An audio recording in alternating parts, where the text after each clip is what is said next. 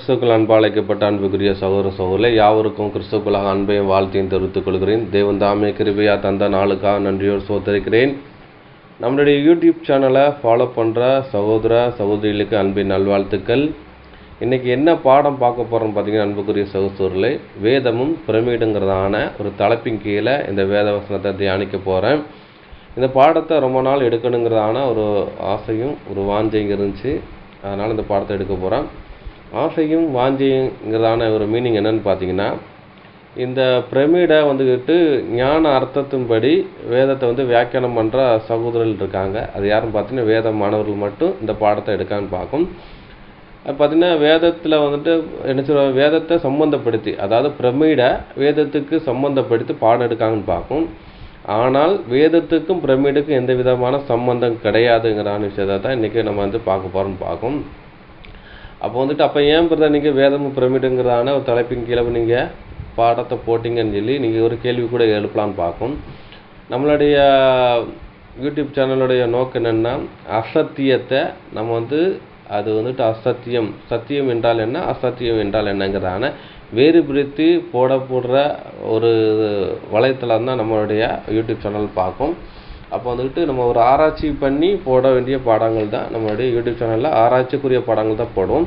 ஆனால் அந்த வேதத்துக்கும் இந்த பிரமிடுக்கும் சம்மந்தம் கிடையாது. ஞான அர்த்தன்படி சொல்கிறது சம்மந்தம் கிடையாது. ஆனால் அந்த பிரமிடை கட்டுறதுக்கு வேதத்தில் உள்ள காரியங்களை பார்த்து தான் என்ன பண்ணுறான்னு பார்த்தீங்கன்னா, இந்த பிரமிடை கட்டியிருக்காங்கன்னு பார்க்கும். இந்த பிரமிடை கட்டுறதுக்கு முகாந்திரம் என்னன்னு பார்த்தீங்கன்னா, பிரமிடில் அது பிரமிடுங்கிறது என்னென்னா ஒரு கல்லறைன்னு பார்க்கும். கல்லறைன்னா கல்லினால் செய்யப்பட்ட ஒரு அறைகள் போன்ற பாகம் தான் என்ன பண்ணுறோன்னு பார்த்தீங்கன்னா அந்த பிரமிடுன்னு பார்க்கும். இந்த பிரமிடு எப்படின்னு பார்த்தீங்கன்னா, அந்த காலத்தில் இஸ்ரேலர்கள் என்ன பண்ணுறாங்க பார்த்தீங்கன்னா, பிரமிடு கட்டுறதுக்குள்ள மகாந்திரத்தை நான் சொல்கிறேன். என்னென்னா, பிரமிடுக்குள்ள என்னென்னா பதப்படுத்தப்பட்ட உடலை வைக்கிறாங்க. அதை மம்மி என்று அழைப்பார்னு பார்க்கும்.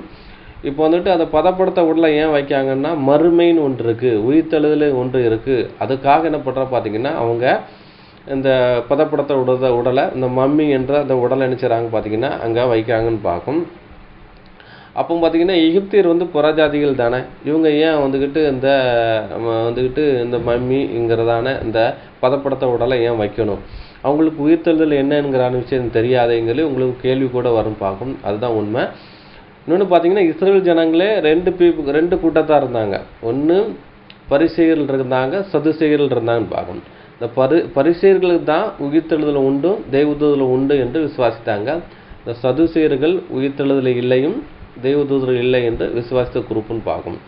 ஆனால் பார்த்தீங்கன்னா, இந்த எகிப்தியருக்கு எப்படி இந்த உயிர்த்தெழுதல் குறித்தான அவங்களுக்கு என்ன வந்தது அப்படிங்கிற விஷயம் நம்மளுக்கு ஒரு கேள்விக்குரிய தான் பார்க்கும். ஆனால் இவங்க என்ன பண்ணுறா பார்த்தீங்கன்னா, இந்த பிரமிடு கட்டுறதுக்கு முகாந்திரம் என்னென்னா, இஸ்ரேலர் ஜனங்கள், அதாவது எபிரியர்கள் அந்த பழக்கத்தை வச்சு, அவங்களுடைய பாரம்பரியத்தை வச்சு ஃபாலோ பண்ணி பின்பற்றினது தான் என்னது பார்த்தீங்கன்னா இந்த மம்மி, அதாவது பதப்படுத்த உடல்ங்கிறான விஷயத்த யாரை பார்த்து தான் செஞ்சாங்கன்னு பார்த்தீங்கன்னா, இந்த இஸ்ரேலர் ஆகிய இந்த எபிரியருக்கு தான் பார்க்கும். அந்த எபிரியரில் ஒரு கூட்டம் யாருன்னா, அந்த பரிசேயர் கூட்டம் இருக்காங்களே, அவங்கள தான் சொல்லப்பட்டு பார்க்கும். இந்த பரிசேயர்கள் மீன்ஸ் என்னென்னா, புதிய ஏற்பாடில் பரிசேயர்னு இருக்குது, பழைய ஏற்பாடில் இவங்க பரிசேயர்னு சொல்லப்படல. ஆனால் இவங்க பரிசேயருடைய என்னென்னா உயிர்த்தெழுதல் விசுவாசிக்கிறேன் அந்த கூட்டத்தாரை தான் இவங்க மெயின் பண்ணுதுன்னு பார்க்கும். அதனால் பார்த்தீங்கன்னா, எபிரியர்கள் இந்த உடலை பதப்படுத்தி நினச்சிட்டாங்க அடக்கம் பண்ணுவாங்க. எப்படி அடக்கம் பண்ணுவாங்கன்னா, கண்மலையில் வெட்டப்பட்ட குகை என்ன பண்ணுவாங்களோ குகையை குடஞ்சி அங்கே நினச்சிவாங்க அந்த மம்மிங்கன்றதான பதப்படுத்த உடலை வச்சுருக்கான்னு பார்க்கும். வேதத்தில் கூட ஆதாரம் இருக்குன்னு பார்க்கும். இதெல்லாம் நினச்சிறாங்க பார்த்தீங்கன்னா, இந்த எகிப்தியர்கள் பார்த்துட்டு இவங்க என்ன பண்ணுறா பார்த்தீங்கன்னா, நம்மளும் இந்த மாதிரி ஃபாலோ பண்ணணும் அப்படிங்கிறான எண்ணம் கூட அவங்களுக்கு வந்துச்சுன்னு பார்க்கும். அப்போ இவங்க தேவனும் விசுவாசித்தாங்களா அப்படிங்கிறத பார்த்தீங்கன்னா, விசுவாசித்ததுக்கு வாய்ப்பு இருக்குது. எப்படி விசுவாசித்தாங்கன்னா, இவங்க தேவனே தன்னுடைய தேவனை விசுவாசிக்கலை, இஸ்ரேல் தேவன் ஒரு தேவன் இருக்கார், அவர் உயிர்த்தெழுப்பார் அப்படின்னு சொல்லி அவங்களுக்கு நம்பிக்கை இருக்குல்ல. அப்போ அவங்க உயிர்த்தெழுதா நம்மளும் உயிர்த்தெழுவோம் அப்படிங்கிறது என்ன அவங்களுக்கு இருந்துச்சுன்னு பார்க்கும். இந்த பிரமிடில் நம்ம கற்றுக்கொண்ட பாடம் என்னன்னு பார்த்தீங்கன்னா, உலக ஜனங்களும் உயிர்த்தெழுதல் வருவாங்கிறதான எண்ணத்தை பிரதிபலிக்கிறதா இருக்குது என்னன்னு பார்த்தீங்கன்னா இந்த பிரமிடுன்னு பார்க்கும். எகிப்தில் இருக்கிற இஸ்ரேல் ஜனங்களை தேவன் மீட்கிறதுக்காக என்ன பண்ணுறான்னு பார்த்தீங்கன்னா, 10 வாதைகளை எகிப்தில் நிகழ்த்தி நினச்சிட்டாரு பார்த்தீங்கன்னா, இஸ்ரேல் ஜனங்களை அங்கேருந்து மீட்டு கொண்டு வரான்னு பார்க்கும். மீட்டு கொண்டு அந்த வனாந்தரத்தில் வராரு, செங்கடலை எல்லாம் பிளந்து அது வழியாக அனுப்பிச்சார் பார்த்திங்கன்னா இஸ்ரேல் ஜனங்களை மீட்டு கொண்டு போகிறான்னு பார்க்கும். பின்தொடர்ந்ததான அந்த எகிப்தியர் வந்துட்டு மரித்து போனார்னு பார்க்கும். இதெல்லாம் வந்துட்டு எகிப்தியர்கள் பார்த்துக்கிட்டே இருக்காங்க. அதை பார்த்துட்டு என்ன பண்ணுறாங்க பார்த்திங்கன்னா, இஸ்ரேல் தேவன் ஒரு தேவன் இருக்கிறாரு, அதனால் வந்துட்டு அவங்க அந்த தேவன் உண்மை உள்ளவர். அதுக்கப்புறம் பார்த்திங்கன்னா யோசேப்பினுடைய சரீரத்தை கூட யோசேப்பினுடைய எலும்பு கூட அங்கேருந்து எடுத்துகிட்டு போகிறாங்க. அப்போ யோசேப்பினுடைய எலும்பு எடுத்து போகிறதுக்கு முகாந்திரம் என்னென்னு பார்த்திங்கன்னா உயிர்த்தெழுதல் இருக்குங்கிறான விஷயத்தை தான் பார்த்து தான் எடுத்து போகிறாங்க. அதனால் அவங்களுக்குள்ள ஒரு நம்பிக்கை கூட அதில் வருது. அதனால தான் அவங்க வந்துட்டு இந்த பிரமிடை கட்டுறதுக்கு ஒரு முகாந்திரம் இருக்குதுன்னு பார்க்குறோம். அதே மாதிரி எகிப்திலோட தலைச்சன் பிணையில் தேவன் அடித்து மறிக்கார், இதெல்லாம் இவங்க பார்த்துக்கிட்டே இருக்காங்க. அப்போ இஸ்ரேல் தேவன் தான் உண்மையான தேவன், அவர் ஒருத்தர் இருக்காருங்கிறான விஷயத்தை அவங்க அறிந்து கொள்கிறாங்க. அப்போ இஸ்ரேலர்கள் உயிர்த்தெழுதல்ங்கிறான விஷயம் ஒன்று இருக்குதுன்னு சொல்லி அவங்க விசுவாசிக்காங்கன்னா அது கண்டிப்பாக நடக்குங்கிறான ஒரு ஃபாலோ பண்ணி தான் என்ன பண்ணுறாங்க பார்த்திங்கன்னா இந்த பிரமிடை கட்டுறாங்கன்னு பார்க்கும். அப்போ இந்த பிரமிடுக்கு கட்டுறதுக்கு முகாந்திரம் என்னங்கிறான விஷயத்த நம்ம வேத வசனத்தோடு நம்ம பார்க்க போகிறோம். ஆனால் பிரமிடை ஞான அர்த்தத்தின்படி அவங்க வந்துக்கிட்டு பாடம் எடுக்காங்களா, அது தவறுன்னு பார்க்கும். ஏனென்றால் இது அன்னி அக்கினின்னு பார்க்கும். அன்னி அக்கினி என்றால் என்னென்னு பார்த்தீங்கன்னா, நம்ம ஏற்கனவே போன பாடத்தில் படிச்சிருப்போம், அன்னி அக்கினி குறித்து பார்த்துருப்போம். அன்னி அக்கினின்னா பலிபீடத்தில் இருந்தால் அக்கினி எடுத்து அதாவது தூபவரத்துக்குள்ளே போட்டு தூபம் போடணும், எங்கள் ஆசாரிப்படத்தில் தூபம் போடணும், அதுதான் ஒரிஜினல் அக்கினி. பலிபீடத்தில் எடுக்காத ஒரு அக்கினி எடுத்து நம்ம வந்துட்டு தூபம் காட்டினா அது அன்னி அக்கினின்னு பார்க்கும். அப்போ பலிபீடம் யாரை அடையாளப்படுத்தினா நம்ம ஆண்டவராகிய இயேசு கிறிஸ்து அடையாளப்படுத்துது. அப்போ ஆண்டவராகிய இயேசு கிறிஸ்து சொன்ன உபதேசத்தை எங்கே இருக்குன்னா பைபிளில் இருக்குது. இந்த பைபிளில் உள்ள அந்த உபதேசத்தின்படி தான் நம்ம என்ன பாடம் எடுக்கணும், தவிர அன்னி அக்கினா அது தேவையில்லை. அதாவது பைபிளுக்கு அகெயின்ஸ்டாக இருக்கிற அந்த காரியங்களை எடுத்து நம்ம ஞானார்த்தத்தோடு பேசக்கூடாதுன்னு பார்க்கும். பேசினா என்ன சம்பவிக்குன்னா, அன்னி அக்கினியை கொண்டு தேவனுடைய ஆலயம் என்ற ஆசாரி கூடாரத்தில் தூபம் கட்டினால மறித்து போயிட்டாங்கன்னு பார்க்கும். அதே மாதிரி அந்நிய போதனையை கொண்டு தேவனுக்கு சொல்லி கொடுத்தான்னு வைங்களேன், அது ஒரு மரணம் சம்பவிக்குன்னு பார்க்கும். மரணம்னா ஆத்ம மரணத்தை சம்பவிக்கும். இது எந்த விதமான ஒரு வளர்ச்சிக்குள்ளே போகாதுன்னு பார்க்கும். இந்த வேதமும் பிரமிடுங்கிறதான ஒரு பாடம் யார் எடுக்கான்னா வேத மாணவர்கள் மட்டும்தான் எடுக்காங்க, மற்ற யாரும் எடுக்கிறது இல்லைன்னு பார்க்கும். இப்போ என்ன ஆகிருதுன்னு பார்த்தீங்கன்னா, அந்த பிரமிடை கொடுத்து பாடம் எடுத்தாங்கன்னா அவங்க பெரிய பிரசங்கியாருங்கிறதான எண்ணம் கூட என்ன செய்யுது பார்த்தீங்கன்னா அங்கே வேத மாணவர்கள் இருக்குது, இந்த பாடம் எடுக்காங்கன்னு பார்க்கும். இந்த பிரமிடை குறித்து வேத பாடம் எடுக்கிறதுக்கு முகாந்திரம் என்னன்னு பார்த்தீங்கன்னா, அந்த வேதமார்கள் ரசல் பிரதர் அங்கே கோட் பண்ணி எடுத்திருக்காரு, அதனால் நாங்கள் எடுக்கோங்கிறதான எண்ணம் கூட அவங்க இருக்குன்னு பார்க்கும். அப்போ யார் செஞ்சாலும் தவறு தான் பார்க்கும். அது அறியாமை கூட இருக்கலான்னு பார்க்கும். இன்றைக்கி தேவன் இந்த அறியாமலேருந்து ஒரு விடுதலையை தேவன் கட்டளை எடுக்க போகிறார். இது வேதத்துக்கு இதுக்கு இசைவு இருக்கா, இல்லாட்டா இந்த தீர்க்க தரிசனம் என்ன சொல்லப்படுதுங்கிறான விஷயத்தை என்ன செய்தால் நம்ம பார்க்க போகிறோம்னு பார்க்கும். அப்போ மம்மி என்றால் என்னங்கிறான விஷயத்த நம்ம பார்க்க போகிறோம். அது பதப்படுத்தப்பட்ட உடலை குறித்து நம்ம பார்க்க போகிறோம். அது எப்படி இருக்குங்கிறான விஷயத்த பார்க்க போகிறோம். நீங்கள் இந்த டிஸ்பிளேல பார்க்குறீங்களா, இதுதான் இந்த மம்மியும் பார்க்கும். இதுதான் அந்த மம்மியினுடைய உடல் பார்க்கும். மம்மிங்கிறது பதப்படுத்தப்பட்ட உடல்னு பார்க்கும். இந்த உடலை என்ன செய்வாங்க பார்த்தீங்கன்னா, இந்த உடலை கிழிச்சு அந்த உடலை கிழிச்சுன்னா வயிறை கிழிச்சிருவாங்க, கிழிச்சு அதில் குடல்லாம் எடுத்துருவாங்க பார்க்கும். ஏன் அந்த குடல்லாம் எடுக்கிறாங்கன்னு பார்த்தீங்கன்னா, அந்த சாப்பிட்ட சாப்பாடு உள்ளே இருந்து அதை ஊதி வயிறு வெடித்து தான் நினச்சி பார்த்தீங்கன்னா அவங்க நினச்சிவாங்க அந்த திரவம் உறவும் பார்க்கும். அப்போ இந்த கேஸ், அதாவது வயிற்றுக்குள்ளே கேஸ் ஃபார்ம் ஆகி நினச்சது வெடிக்கும் பார்க்கும். அதனால் என்ன பண்ண பார்த்தீங்கன்னா வயிற்றில் உள்ள அந்த குடலை எடுத்துருவாங்க. அதுக்கு வயிற்றுக்குள்ளே இருக்க குடலில் பார்த்தீங்கன்னா புழு பூச்சிகள் இருக்கும், அதெல்லாம் ரிமூவ் பண்ணிடுவாங்க பார்க்கும். எடுத்து கழுவி அதை ஒரு பாட்டிலில் எடுத்து வச்சுருவாங்க. அதுக்கப்புறம் பார்த்திங்கன்னா அந்த கல்லீரல் மற்ற எல்லாமே எடுத்துருவாங்கன்னு பார்க்கும், உடல்லேருந்து எடுத்துருவாங்க. இருதயத்தை மட்டும் என்ன பண்ணுவாங்க பார்த்திங்கன்னா பாடிக்குள்ளே வச்சுருப்பாங்கன்னு பார்க்கும், பாடியில் வச்சுருவாங்க. அதுக்கப்புறம் பார்த்திங்கன்னா இந்த மூளை என்னச்சது பார்த்திங்கன்னா இறந்து 3 நாளில் உருகிரும். அதனால் என்ன பண்ணுறாங்கன்னா இந்த எகிப்தியருங்க மூக்குக்குள்ளே ஒரு கம்பி கொடுத்து அதை என்ன பண்ணுறாங்க பார்த்திங்கன்னா அதில் மூளையை இவங்க எடுத்துடுறாங்கன்னு பார்க்கும். அதுக்கப்புறம் கண் ஒரு ஒரு ஃப்ளெக்சிபிளானது, அதுவும் கொஞ்சம் சீக்கிரம் கெட்டு போகிறதுக்கு வாய்ப்பு இருக்குன்னு பார்க்கும். அதனால் கெட்டு போகிறது உள்ள ஐட்டங்களை எல்லாமே உடலேருந்து எடுத்துகிறாங்கன்னு பார்க்கும். எடுத்ததுக்கப்புறம் என்ன பண்ணுவாங்கன்னா எடுத்துட்டு அதை உடலை நல்லா கழுவி அதை பதப்படுத்துகிறாங்கன்னு பார்க்கும். இந்த பதப்படுத்துகிற வேலை என்னதுன்னா சுகந்த வர்க்கமிட்டு பதப்படுத்துவாங்க. அதுக்கப்புறம் நெயில் நதி தண்ணி எடுத்து உடம்பு ஃபுல்லாக வாஷ் பண்ணி பதப்படுத்தி அதுக்கப்புறமா சுகந்த வர்க்கங்களை எடுத்து என்ன சீலையில் அந்த சீலைங்கிற துணி இருக்குது பார்த்தீங்களா, இதனால் ஃபுல்லாக டைட்டாக சுற்றி பதப்படுத்துவாங்க. இது என்ன ஆயிரும் பார்த்தீங்கன்னா அவங்க வந்துட்டு 90 நாளுங்கிறது ஒரு கணக்கு சொல்கிறாங்க. இது பார்த்தீங்கன்னா வரலாறுல சொல்லுது, விக்கிமீடியா தகவலும் அப்படி தான் சொல்லுதுன்னு பார்க்கும். இன்டர்நெட் தகவல்லாம் அப்படி தான் சொல்லுது. 90 நாள் இந்த மம்மி அந்த பதப்படுத்துகிற அந்த மம்மியோடைய உடலை பதப்படுத்துகிற விதத்தை 90 நாள் கணக்கு அப்படிங்கிற விஷயம் சொல்கிறாங்க பார்க்கும். இதுக்கும் வேதத்துக்கு இசைவாக இருக்கான்னு பார்த்தீங்கன்னா இசைவு இருக்குது. அது என்னங்கிற விஷயத்தை பார்க்க போகிறோம்.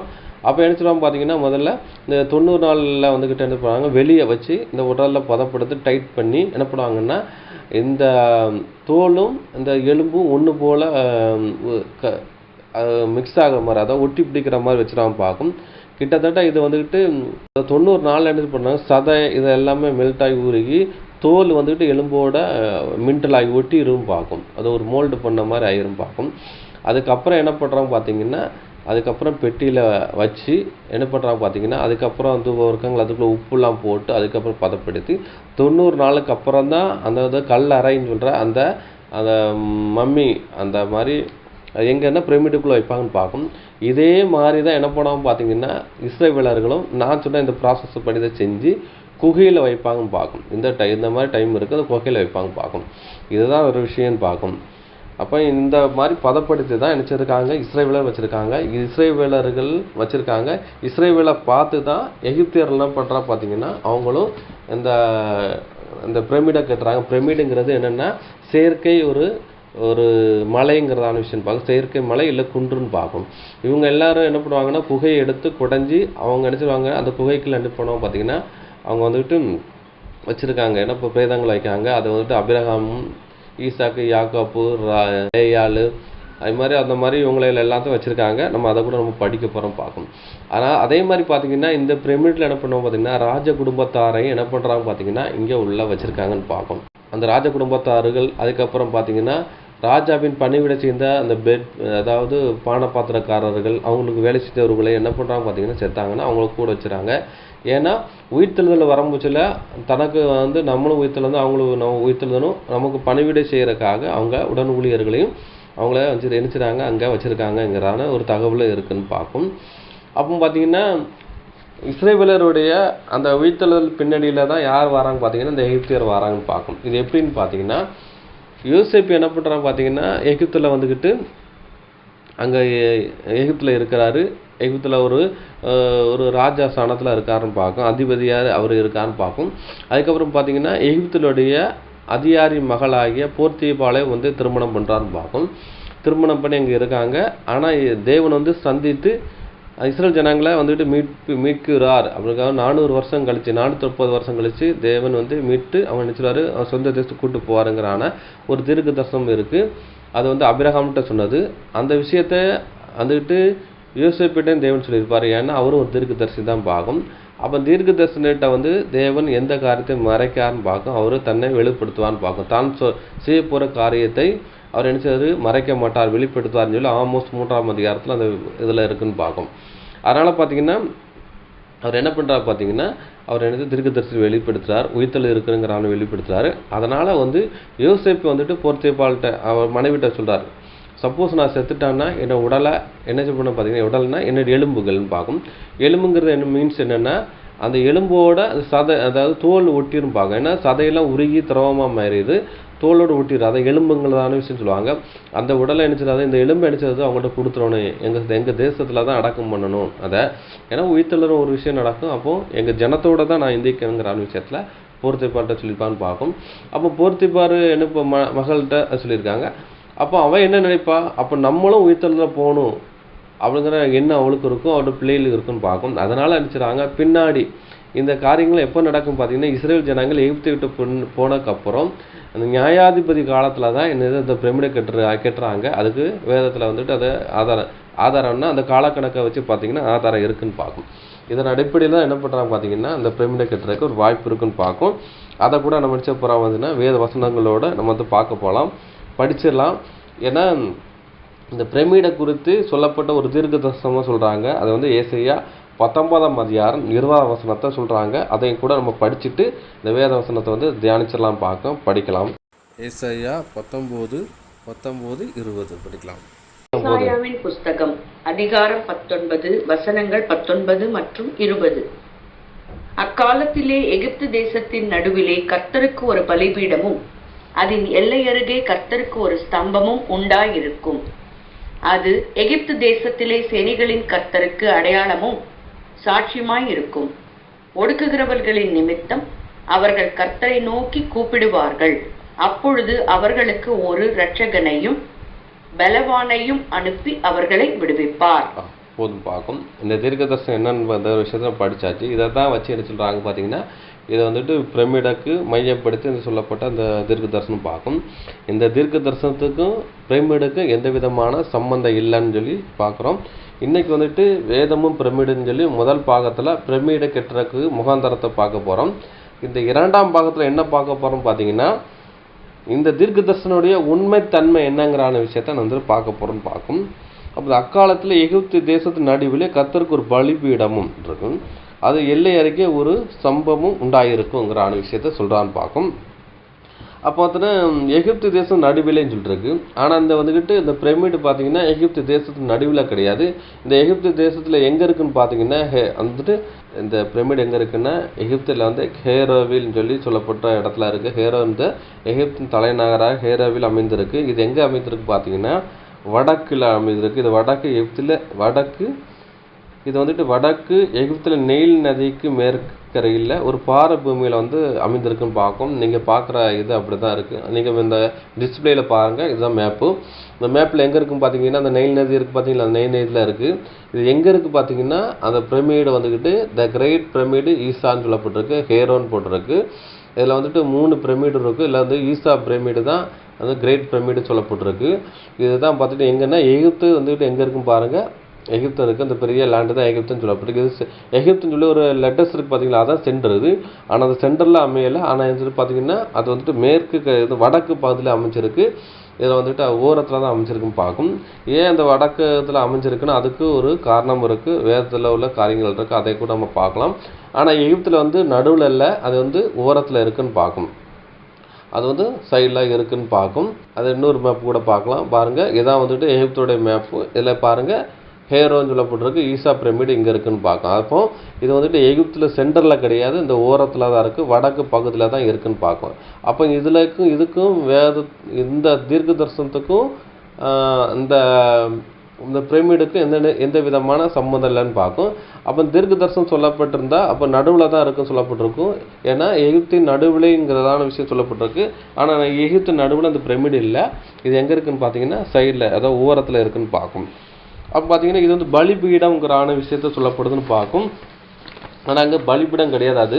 அது என்னன்னு பார்த்தீங்கன்னா ஒரு சவக்கிடங்குன்னு கூட சொல்லலாம். அது ஒரு கல்லறை அறை என்பது செத்த உடலை அங்கே வந்து அடக்கப்படுற இடம், இல்லைன்னா பதப்படுத்தி அங்கே வைக்கப்படுற இடம் தான் நினைச்சதை பார்த்தீங்கன்னா இந்த பிரமிடும் பார்க்கும். ஆனால் இங்கே வந்துட்டு என்ன சொல்லப்படுனா பலிபீடம் என்று சொல்லப்படுது. பலிபீடம் என்றால் என்ன பார்த்தீங்கன்னா பலி செலுத்துகிற இடம்ங்கிறான விஷயத்த சொல்லப்படுது. அதை வந்துட்டு ஆங்கிலத்தில் ஆல்டர்ன்னு சொல்லப்பட்டிருக்கு. வந்துட்டு அதே இது எபிரேயர் பதத்தில் சொன்ன போச்சில் ஹைச்சு 41:96 மிஸ் பேச்சுன்னு சொல்லப்பட்டிருக்கு. பலிபீடம் என்றால் என்ன, ஆல்டருங்கிற விஷயம் சொல்லப்பட்டிருக்கு. அதை வந்துட்டு எபிரேயர் பதத்தில் மிஸ் பேச்சுன்னு சொல்லப்பட்டிருக்கு. ஹைச்சு 41:96 சொல்லப்பட்டிருக்கு. இதற்கு பொருள் என்னென்னா பலி செலுத்துகிற இடம் தான் பலிபீடம் என்று சொல்லப்படுதுன்னு பார்க்கும். அதுக்கப்புறம் பார்த்தீங்கன்னா அதுக்கப்புறம் என்ன சொல்லப்படுதுன்னா ஒரு ஸ்தம்பம்ங்கிறான விஷயம் சொல்லப்பட்டிருக்கு. ஸ்தம்பம்ங்கிறதான விஷயம் மேக ஸ்தம்பம், அக்கினி ஸ்தம்பம் சொன்னால் தேவன் ஒரு வழி நடத்துகிற ஒரு விஷயம், இன்னொன்று ஒரு அடையாளமாக ஒரு விஷயத்தை அங்கே அடையாளப்படுத்த சொல்லப்படுதுன்னு பார்க்கும். இஸ்ரேல் ஜனங்களை வந்துட்டு பகலில் வந்துட்டு மேக ஸ்தம்பம்ங்கிறதான ஒரு விஷயம் அவங்க வழி நடத்துது. அதே மாதிரி இரவில் அக்கினிங்கிறது செகண்டான்னு சொல்லப்படுற ஒரு அக்கினி அங்கே இருக்குன்னு பார்க்கும். இது வந்து ஒரு இஸ்ரேல் ஜனங்களுக்கு வழிகாட்டுதலையும் ஒரு ஆதாரமாக அந்த ஒரு விஷயம் இருக்குன்னு பார்க்கும். ஆனால் அதுக்கும் சம்பந்தம் இல்லைன்னு பார்க்கும். பிரமிடுக்கும் இந்த பலிபீடத்துக்கும் சம்பந்தம் இல்லைன்னு பார்க்குறோம். ஆனால் வசனம் என்ன சொல்லணும்னா அது பலிபீடம் என்று சொல்லப்பட்டிருக்கு. ஆனால் இவங்க கொடுக்க வியாக்கியானம் என்னென்னு பார்த்தீங்கன்னா இது வந்து பிரமிடு தான் பலிபீடம் என்று சொல்கிறாங்க. அதற்கு சம்மந்தம் இல்லைன்னு பார்க்குறோம். இந்த பலிபீடம் சொல்லப்படுற இடத்துல வந்து தான் என்ன பண்ணுவாங்கன்னா பலி செலுத்துவாங்க. அதுதான் யாகம்ங்கிறான விஷயம் சொல்லப்படுறதுக்கு. அது வந்து ஹைச்சு 20:76 சொல்லப்பட்டிருக்கு. இதை வந்துட்டு எபிரேய பதத்தில் வந்து ஜாக் பாக்குன்னு சொல்கிறது. இது யாகம் செலுத்தும் இடம், பலி செலுத்துகிற இடம்னு சொல்லிருக்கு. அந்த பலிபீடங்கிற விஷயம் என்னென்னு பார்த்தீங்கன்னா அது ஒரு யாகம் பண்ணுறது, ஆனால் பலி செலுத்துகிற ஒரு விஷயத்தை இதை அடையாளப்படுத்துதுன்னு பார்க்கும்.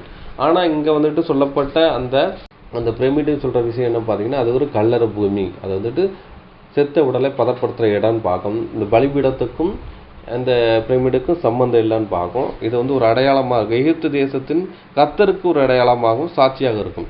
அப்போ வந்துட்டு கர்த்தருக்கு ஒரு அடையாளமும் சாட்சியாக இருக்குன்னு பார்க்கும். ஆனால் இவங்க யாருன்னு பார்த்தீங்கன்னா எகிப்தியர் புறஜாதி. இவங்களுக்கு வந்துக்கிட்டு இது தேவனுடைய மகிமைக்காக இது இருக்கலான்னு பார்க்கும். இன்னொன்று பார்த்தீங்கன்னா பலிபீடம் ஏன் தேவனு கட்ட சொல்கிறாருன்னா இஸ்ரவேல் ஜனங்கள்கிட்ட பாவத்துக்கு பரிகாரமாக தான் ஒரு பலிபீடத்தை கட்டி பாவ நிவர்த்தி பண்ணுறதுக்காக தான் தேவன் நினைச்சதாங்கன்னா அந்த விஷயம் பண்ணாருங்கிற சொல்லப்படுதுன்னு பார்க்கும். இன்னொன்று பார்த்தீங்கன்னா இந்த வேதமானவர் என்ன சொல்கிறாங்க பார்த்தீங்கன்னா இந்த பிரமிடை கட்டினது தேவன் தான், அந்த பிதாவாகி தேவன் தான் கட்டினாருங்கிறான விஷயம் சொல்கிறாங்க. ஆனால் முகாந்திரம் கிடையாதுன்னு பார்க்கும். ஏன்னா இந்த பிரமிடுங்கிறது ஒரு கல்லறை பூமின்னு பார்க்கும். ஆசாரி போடுறத கெட்டி அது பலிபீடம் வைக்கணும், பலி செலுத்தணுங்கிறான விஷயம் சொன்னார். ஏன்னா பாவ நிவர்த்தி பண்ணுறதுக்காக தான் இந்த விஷயம் பண்ணணுங்கிறான விஷயத்த அவங்களுக்கு அங்கே சொன்னார் பார்க்கும். அந்த பிரமிடு கட்டுறதுக்கு எந்த முகாந்திரம் இல்லைன்னு பார்க்கும். இது ஒரு கல்லறை பூமின்னு பார்க்கும். பிதாவாகி தேவன் தான் கெட்டினான்னு சொல்லி கோயம்புத்தூரில் ஒரு வேதமானதை அங்கே சொல்கிறான்னு பார்க்கும். ஏனென்றால் அங்கே அந்த கல்லுகள் வந்து 10 டன் 15 டன் இருக்குது, அதனால் மனிதர்கள் கெட்டுறதுக்கு வாய்ப்பு இல்லை, அதனால் பிதாவாகி தேவன் தான் கெட்டியிருக்காருங்கிறான ஒரு வேதமானவர்கள் சொல்கிறாங்க. அதே வேதமானவர்கள் மெல்கி சேதைக்கு கெட்டியிருக்காங்கிறான விஷயத்தை சொல்கிறாங்க. அதே மாதிரி உலகத்தில் உள்ளவங்க என்ன சொல்கிறாங்கன்னா சிலவங்க வந்து ஏலியன் கெட்டியிருப்பானோ அப்படின்னால ஒரு வராந்தி கூட இருக்குன்னு பார்க்கும். அதுக்கப்புறம் இது யார் கெட்டியிருக்காங்கிறான விஷயத்தை நம்ம வந்து பார்க்க போகிறோம். இன்னொரு விஷயம் பார்த்தீங்கன்னா ஒரு தீர்க்க தரிசனம் சொல்லப்படுதுன்னா அந்த தீர்க்க தரிசனம் சொல்லப்பட்ட கொஞ்சம் காலத்துக்கு அப்புறம் தான் என்ன செய்யுது அது நிறைவேறும் பார்க்கும்.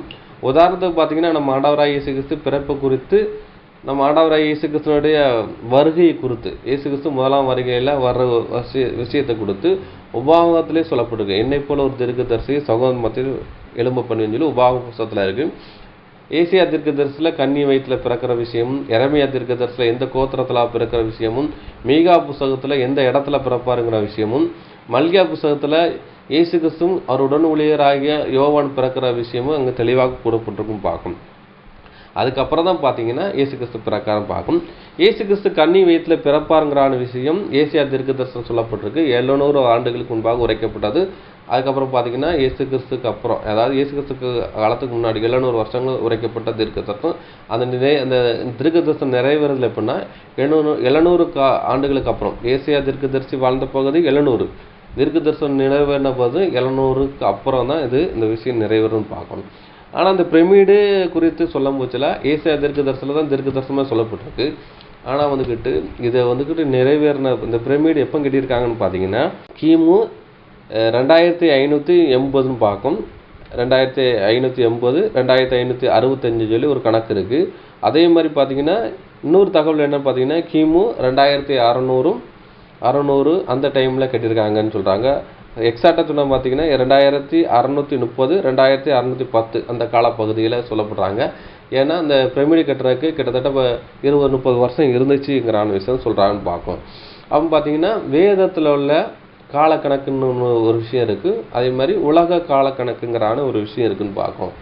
அப்போ பார்த்தீங்கன்னா வேத காலக்கணக்கு என்றால் என்னன்னு பார்த்தீங்கன்னா இயேசு கிறிஸ்துனுடைய பிறப்பு அதில் இருந்து, அதான் கிமு கிபின்னு சொல்லி அங்கே தான் பிறப்பாங்க. கிறிஸ்து பிறப்புல இருந்து அப்படியே ரிவல்ஸில் வர்றது தான் என்ன பார்த்தீங்கன்னா இந்த காலக்கணக்கு வரும். அப்படி எங்கே வரும்னா ஏதேன் தோட்டத்தில் இருந்த ஏதேன் தோட்டத்தை வரும் பார்க்கும். அது 3958ங்கிறான விஷயத்த வேதமானவர் சொல்லுவாங்க ஒரு குரூப்பு. இது டேவிஸ் ரைட்டரோட அந்த காலக்கணக்குன்னு பார்க்கும். ரசல் பிரதருடைய காலக்கணக்கு பார்த்தீங்கன்னா கிமு 4126ன்னு சொல்லி ஒரு காலக்கணக்கு இருக்குன்னு பார்க்கும்.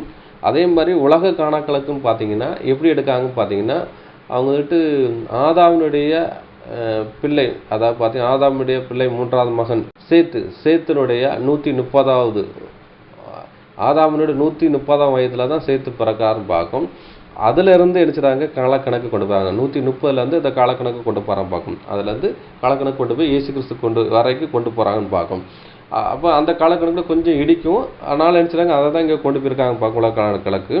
அதன் அடிப்படையில் பார்த்தீங்கன்னா 2600 அந்த காலப்பகுதி பார்த்தீங்கன்னா வேதத்தினுடைய காலக்கணக்கோட ஒப்பீட்டை பார்க்கும்போதுல அது நியாயாதிபதி காலம் கிபி. அது வேத காலக்கணக்கு ஒப்பிடும் போச்சு பார்த்தீங்கன்னா 1400ங்கிற விஷயம் சொல்லப்படுதுன்னு பார்க்கும். அப்போ வந்துட்டு உலக காலக்கணக்கு 2600 பார்க்கும். அது வேத காலக்கணக்கோட நீங்கள் வந்துட்டு மேட்ச் பண்ண பார்த்தீங்கன்னா அது நியாயாதிபதி 1400 அந்த காலப்பகுதின்னு வரும் பார்க்கும். அப்போ தீர்க்க தரிசனம் உரைக்கப்பட்டது எப்போன்னா ஏசியா தீர்க்க தரிசன பாதையில் உரைக்கப்பட்டது. ஆனால் கெட்டினது பார்த்தீங்கன்னா நம்ம வேதத்தோட இசைவாக பார்க்கும்போது பார்த்தீங்கன்னா நியாயாதிபதி காலத்தை அங்கே பிரமிடு கட்டியிருக்கிறதுக்கு வாய்ப்பு இருக்குன்னு பார்க்கும். அப்போ பார்த்தீங்கன்னா இந்த ஏசியா தீர்க்க தரிசிக்கும் அந்த நியாயாதிபதிக்கும் உள்ள இடப்பட்ட காலப்பகுதியும் பார்த்தீங்கன்னா 700 ஆண்டுகள் பார்க்கும். அப்போ பார்த்தீங்கன்னா ஏசியா தீர்க்க தரிசனம் உரைத்திற்கு முன்னதாக 700 வருஷத்துக்கு முன்னதாக இங்கே பிரமிடு கட்டியிருக்காங்க என்று சொல்லப்படுதுன்னு பார்க்கும். இப்போ வந்து வேதவசனத்தோட நம்ம வச்சு பார்க்க போகிறோம். ஆனால் வந்துட்டு அங்கே ஏசியா டைமில் தான் இதுக்கு தீர்க்க தரிசனம் இங்கே சொல்லப்பட்டிருக்குன்னு பார்க்கும். அப்போ இங்கே ஏதோ ஒரு விஷயம் இடிக்குன்னு பார்க்கும். அப்போ இந்த தீர்க்க தரிசனத்துக்கும் இந்த பிரமிடுக்கும் சம்பந்தம் இல்லைன்னு பார்க்கும். தீர்க்க தரிசனம் என்றால் என்னன்னு பார்த்தீங்கன்னா ஒரு சம்பவம் நிறைவேறதுக்கு முன்னாடியே உரைக்கப்படுறது தான் தீர்க்க தரிசனம் பார்க்கும். ஆனால் இங்கே ஒரு விஷயம் என்ன சொல்கிறாங்கன்னா இந்த பிரமிடை வந்து இதுக்கு ஒப்பிட்டு சொல்கிறாங்க, ஏசியா தீர்க்க தரிசனத்துக்கு ஒப்பிட்டு பேசுகிறாங்க. ஆனால் வந்துட்டு அது ஏற்கனவே அந்த தீர்க்க தரிசனம் இவங்க சொன்ன இந்த தீர்க்க தரிசனம் அங்கே நிறைவேறிட்டு பார்க்கும். அப்போ இதுக்கு மேட்ச் ஆகலான்னு பார்க்கும். அது இது வந்துக்கிட்டு இந்த தீர்க்க தரிசனம் இதை சொல்லப்படலை, ஆனால் வேற ஒரு விஷயத்த சொல்லப்படுது. ஆனால் இந்த தீர்க்க தரிசனம் பின்னாடி நிறைவேறிச்சு, கிபிக்கு அப்புறம் தான் இந்த விஷயம் நிறைவேறிச்சு. கிமு முன்னாடி இந்த தீர்க்க தரிசனம் நிறைவேறலான்னு பார்க்கும். இது வந்து 2ஆம் பாகத்தில் வந்துட்டு இந்த தீர்க்க தரிசனத்தில் உண்மைத்தன்மை என்னன்னு சொல்லி எக்ஸாக்டாக நம்ம வந்து பார்த்து முடிக்க போகிறோம்னு பார்க்கும். அப்போ வந்து இந்த பிரமிடு என்றால் என்ன, யார் கட்டியிருக்காங்கங்கிறான விஷயத்த நம்ம வந்து பார்க்க போகிறோம். இப்போ பார்த்தீங்கன்னா இந்த பிரமிடு வந்துட்டு பார்த்தீங்கன்னா எகிப்தில் பிரமிடு இருக்குது. இது வந்து உலக அதிசயங்களில் 7ல் 1 என்று இந்த பிரமிடு என்று சொல்லப்படுதுன்னு பார்க்கும். இந்த எகிப்தில் பிரமிடு வந்துட்டு தலைநகரம் ஹேராவில் அமைந்திருக்கு. இது வந்து வடக்கு பகுதியில் அமைஞ்சிருக்குன்னு பார்க்கும். இங்கே வந்துட்டு பிரமிடுன்னு சொல்லி உலகத்தில் நிறைய பிரமிடுகள் இருக்குது. அது பழமையான பிரமிடுன்னு பார்த்தீங்கன்னா டிசோர் பிரமிடுங்கிறான விஷயம் இருக்குன்னு சொல்கிறாங்க. ஆனால் ஈசா பிரமிடு தான் பெரிய பிரமிடுங்கிறான விஷயம் சொல்கிறாங்க. இது பண்டைய காலத்தில் எகிப்தில் பெரிய பிரமிடு இதுன்னு சொல்கிறாங்க. அந்த மாதிரி அதுக்கப்புறம் பார்த்தீங்கன்னா ஹேராவில் இந்த 3 பிரமிட் இருக்குது. அதில் மிகப்பெரிய பிரமிடுன்னு பார்த்தீங்கன்னா அந்த ஈசா பிரமிடு சொல்கிறது. இது வடக்கு எகிப்தில் நெயில் நதியில் மேற்கு கரையில் ஒரு பாறை பீடபூமியில் அமைந்துள்ளதுன்னு பார்க்கும். இது வந்துட்டு கிமு 25ஆம் நூற்றாண்டில் தொடக்கத்தில் கட்டி முடிக்கப்பட்டது. 25ஆம் நூற்றாண்டில் கட்டி முடிக்கப்பட்டது சொல்லப்படுகிறது. ஈசா பிரமிடு வந்துட்டு கிரேட் பிரமிட் என்று அழைப்பாங்கன்னு பார்க்கும். கிரேட் பிரமிட்னா பெரிய பிரமிட் என்று அழைப்பாங்க. இதோட உயரம் என்னன்னு பார்த்தீங்கன்னா 482 அடிங்கிறான விஷயம் சொல்கிறாங்க. மீட்டரை கேஜாக பார்க்கும்போது பார்த்தீங்கன்னா அது 147 மீட்டராக அதை அடையாளப்படுத்துது. கிட்டத்தட்ட இது வந்துட்டு ஒரு 48 அடுக்குமாடி குடியிருப்புக்கு சமம் பார்க்கும். 48 அடுக்குமாடி குடியிருப்பு எவ்வளோ பெருசாக இருக்கும் அப்படிங்கிறத நீங்கள் இமேஜின் பண்ணி பாருங்கள். அது போல தான் இருக்குன்னு பார்க்கும். ஒரு மாடி குடியிருப்புங்கிறது 10 அடி தான் ஒரு மாடின்னு பார்க்கும். இங்கே வந்து 452ங்கிற விஷயம் பார்த்தீங்கன்னா 48 ஒரு கட்டுமான குடியிருப்பை இதை அடையாளப்படுத்துகிற விதமாக நிமிர்ந்து நிற்கிற விஷயமா இருக்குன்னு பார்க்கும். இது வந்துட்டு ஒரு என்னென்னா ஒரு மலை போல தான் இங்கே கட்டப்பட்டிருக்குன்னு பார்க்கும். இது அமைப்பு பார்த்தீங்கன்னா மலை தான், இது மலை போல தான் இருக்கும் பார்க்கும். இது ஒரு செயற்கை மலை மாதிரி தான் இருக்கும். இது வந்து ஒரு குன்று அமைப்பு போல தான் இருக்கும். ஏனென்றால் இஸ்ரேல் ஜனங்கள் வந்துட்டு மலையை குடைஞ்சி குகையில் தான் அடக்கம் பண்ணியிருக்கான்னு பார்க்கும். அது பேஸ் பண்ணி தான் இவங்க நினைச்சிறாங்க இதை வச்சுருக்கான்னு பார்க்கும். ஏன்னா மலையில் வந்து எப்பவும் ஒரு குளிர்ச்சியான ஒரு நிலவரம் காணப்படுறதுனால தான். அதனால் இவங்க என்ன பண்ணுறாங்க பார்த்தீங்கன்னா மலை போல் ஒரு மலையை குடைஞ்சி வெட்டி எடுக்கப்பட்ட கல்லை கொண்டு வந்து என்ன பண்ணியிருக்காங்கன்னா இதை வச்சுருக்காங்கன்னு பார்க்கும். இன்னொன்று பார்த்தீங்கன்னா நீங்களே நீங்கள் பார்க்கலாம், அதாவது கருங்கலால் கட்டப்பட்ட நீங்கள் ஒரு கட்டடங்களில் பார்த்து இருந்தீங்கன்னா அது குளிர்ச்சியாக இருக்கும். அதாவது வெயில் காலத்தில் அந்த கட்டடம் குளிர்ச்சியாக இருக்கும், மழை காலத்தில் அது வந்துட்டு சூடாக இருக்கும், கதகதப்பாக இருக்கும்னு பார்க்கும். இதே பின்னணியெல்லாம் பார்த்தீங்கன்னா நம்ம இந்து கோயிலெலாம் இருக்கும், கருங்கல்லை உடைச்சி ஸ்லாப் பண்ணி எடுத்து கட்டியிருப்பாங்க. ஏன்னா பகல் நேரத்தில் பார்த்தீங்கன்னா அது குளிர்ச்சியாக இருக்கும், இரவு அதாவது குளிர் காலங்களில் கதகதப்பாக இருக்கும். அதனுடைய டிசைன் அப்படி தான் பார்க்கும். அதனால தான் இந்த பிரமிடில் வச்சுருக்கிற அந்த பிரேதம் அந்த பாடிஸில் வந்துட்டு வெயில் நேரத்தில் குளிர்ச்சியாக இருக்கணும். அதே மாதிரி குளிர் நேரத்தில் வந்துட்டு ரொம்ப குளிராகி அது வந்துட்டு இதாகிடக்கூடாது. அதனால் கதகதப்பாக இருக்கிறக்காக அந்த விஷயம் நினச்சிட்டாங்க பண்ணியிருக்காங்க. அதனால தான் நினச்சிட்டாங்க மண்ணில் வைக்காமல் அவங்க வந்து குகையில் வச்சுருக்காங்க, அது கெட்டு போகாமல் வச்சுருக்காங்கன்னு பார்க்கும். அதன் அடிப்பில் தான் இந்த பிரமிடும் அங்கே இருக்குன்னு பார்க்கும். மலை போன்ற முகப்போடு இருக்குன்னு பார்க்கும் அந்த ஒரு விஷயம் பார்க்கும். இதை கட்டிய காலப்பகுதி பார்த்தீங்கன்னா கிமு 2630 டு 2610 பார்க்கும். கிட்டத்தட்ட 20 ஆண்டுகள் சொல்லப்படுறாங்க. 20லேருந்து 30 ஆண்டுகள் இருக்குன்னு சொல்கிறாங்க. இது வந்துட்டு பார்த்தீங்கன்னா கிமு 26ஆம் நூற்றாண்டில் ஃபாரோ அந்த குஃபுங்கிறவர் தான் நினச்சிறாரு இந்த பிரமிடை கட்டுறாருன்னு பார்க்கும். கட்டப்பட்டு சொல்லப்படுது. அது இது வந்து 20 ஆண்டுகள் முதல் 30 ஆண்டு காலப்பகுதி வரை இந்த விஷயம் கட்டுறதுக்கு அவர் எடுத்திருக்கான்னு பார்க்கும். 20 ஆண்டு முதல் 30 ஆண்டு வரைக்கும் இருக்குது. இது வந்துட்டு கிமு 2565 கட்டி முடிக்கப்பட்டதுங்கிறத சொல்லப்படுதுன்னு பார்க்கும். இது தோராயமான ஒரு காலப்பகுதி தான் சொல்கிறாங்க. காலவரிசையில் கிமு வந்துட்டு 2885 பெரிய பிரமிடை கட்டுமான பணிகள் தொடங்கி நிறைவேறது. கீசா பிரமிடு வந்துக்கிட்டு கிமு வந்துக்கிட்டு 2850 நினச்சது கட்டுமான பணி தொடங்கி நிறைவடைந்ததாக அங்கே சொல்லப்படுதுன்னு பார்க்கும். அடுத்தபடியாக 2வது பிரமிடு பார்த்தீங்கன்னா குஃபுவின் மகன் என்னப்படுறதுன்னா ஃபாரோ வந்து காஃப்ரே என்னப்பட்டவராக நினச்சதா பார்த்தீங்கன்னா கும்புக்காக அவர் நினைவுக்காக கட்டப்பட்டது. ஈசாவின் 2வது பிரமிடை கட்டினான்னு பார்க்கும். இதாவது குஃபுவின் மகன் ஃபாரோ காஃப்ரேன்னு சொல்கிறது. இது வந்து கிமு 2520 சொல்லப்பட்டுன்னு பார்க்கும். இந்த ஃபாரோங்கிற விஷயம் என்னென்னு பார்த்தீங்கன்னா இது டைட்டில் நேம் தான் பார்க்கும். நம்ம ஊரில் பிரதமர்னு சொல்கிறோம்ல, அதே மாதிரி அது வந்துட்டு ஃபாரோங்கிறது ஒரு டைட்டில் நேம். அமெரிக்கல் அதிபர்னு சொல்லுவோம், அதோட அந்த அவங்களுடைய பொசிஷனுடைய டைட்டில் நேம். அதே மாதிரி ஃபாரோங்கிறது என்னென்னா அவங்களுடைய ராஜாவின் பொசிஷன் நேம் தான் அந்த ஃபாரோன்னு இருக்குது. அதனால் ஃபாரோன்னு சொல்லி தான் அவங்களுடைய பேர்களில் சொல்லுவாங்கன்னு பார்க்கும். 3வது பிரமிடு கட்டது வந்து ஃபாரோ மென்கெலரேன்னு சொல்லப்பட்டிருக்கு. இது காஃபேவின் மகன் வந்துட்டு ஈசாவின் 3வது பிரமிடு கட்டியிருக்கான்னு சொல்கிறது. இந்த தேதிகள் ஆண்டுகள் என்ன சொல்றதுன்னா ஒரு தோராயமானது அங்கான விஷயம் சொல்லப்படுதுன்னு பார்க்கும். இந்த பிரமிடின் வந்து என்ன பார்த்தீங்கன்னா முகப்புன்னா மலை போன்றதான ஒரு சரிவு மாதிரி தான் இருக்குன்னு பார்க்கும். மழை பெஞ்சாலும் வடிந்து ஓடுற மாதிரி கட்டியிருக்காங்க. இதில் வந்துட்டு என்னென்னா இது வந்து கற்களால் அடுக்கி வைக்கப்பட்ட விஷயம் தான் சொல்லப்படுதுன்னு பார்க்கும். கற்கள் அடுக்கி வைக்கப்பட்டது ஒரு மலை போன்ற முகப்பு தான் இருக்குன்னு பார்க்கும். இது 4 முகம் இருக்குன்னு சொல்கிறாங்க. 4 முகம்னா வந்துட்டு 4 திசையை மையப்படுத்துகிற விதமாக இருக்குன்னு பார்க்கும். கிழக்கில் ஒரு முகம், மேற்கு முகம், வடக்கு தெற்கு முகம் பார்க்கும். பார்த்தா ஒரு மலை போன்றதான ஒரு ஃபீல் இருக்கும். ஒரு வந்துட்டு என்னென்னா வலையை வச்சு கொடிமுடி சொல்லுவோம். அதேமாதிரி கொடிமுடி மாதிரி என்ன செய்யாது ஒரு பாகம் இருக்குன்னு பாயிண்ட்டாக இருக்குன்னு பார்க்கும். அதுக்கப்புறம் பார்த்தீங்கன்னா மேலேருந்து இந்த பிரமிடை பார்க்கும் வச்சு 8 திசை இருக்கிற மாதிரி இருக்குன்னு சொல்லி சொல்லப்படுதுன்னு பார்க்கும். அதுக்கப்புறம் பார்த்தீங்கன்னா இந்த பிரமிடை கட்டுறதுக்கு கல் பார்த்தீங்கன்னா ஒரு கல் என்ன பார்த்தீங்கன்னா 2 டன் முதல் 9 டன் வரைக்கும் இருக்கிற வாய்ப்பு இருக்குன்னு சொல்லப்படுது அதோட அளவு. அதுக்கப்புறம் பார்த்தீங்கன்னா வந்து இரும்பு ஆயுதங்கள் பயன்படுத்தவில்லைன்னு சொல்லி நினச்சிட்டாங்க சொல்லப்படுது. எப்படின்னா இது வந்து வரலாறு. அதுக்கப்புறம் பார்த்தீங்கன்னா விக்கிமீடியாவின் தகவல், அதாவது இன்டர்நெட்டோட தகவல் தான் சொல்லப்பட்டிருக்கு. அது வந்து வேதவசனத்தோடு நம்ம பார்க்க போகிறோம். இரும்பு ஆயுதம் பயன்படுத்தவில்லைன்னா எப்படி இந்த கல்லை வெட்டி எடுப்பாங்கன்னு சொல்லி நம்ம யோசிக்க வேண்டிய விதமாக இருக்குன்னு பார்க்கும். அதுக்கப்புறம் வந்து உருளைகள் பயன்படுத்தவில்லைன்னு சொல்லி அங்கே என்ன சொல்கிறாங்க அந்த வரலாறு சொல்லுது. அப்போ உருளைங்கிறது ட்ராலி, ஏன்னா கல்லை வச்சு உருட்டி கொண்டு வர விஷயம் கொண்டு வரணும். அவங்க என்ன சொல்கிறாங்கன்னா அங்கே இந்த உருளைகள் கண்டுபிடிக்க வரல, அவங்க வந்து மண்ணில் ஃப்ளாட்டாக வச்சு தண்ணிகளை ஊற்றி தள்ளி இழுத்து கொண்டு போயிருக்காங்கங்கிற விஷயம் சொல்கிறாங்க. அது என்னங்கிற விஷயத்த இப்போ வந்து பார்க்க போகிறோம். அந்த டைமில் உருளைன்னா வீல்ஸ் எதுவுமே கண்டுபிடிக்கல.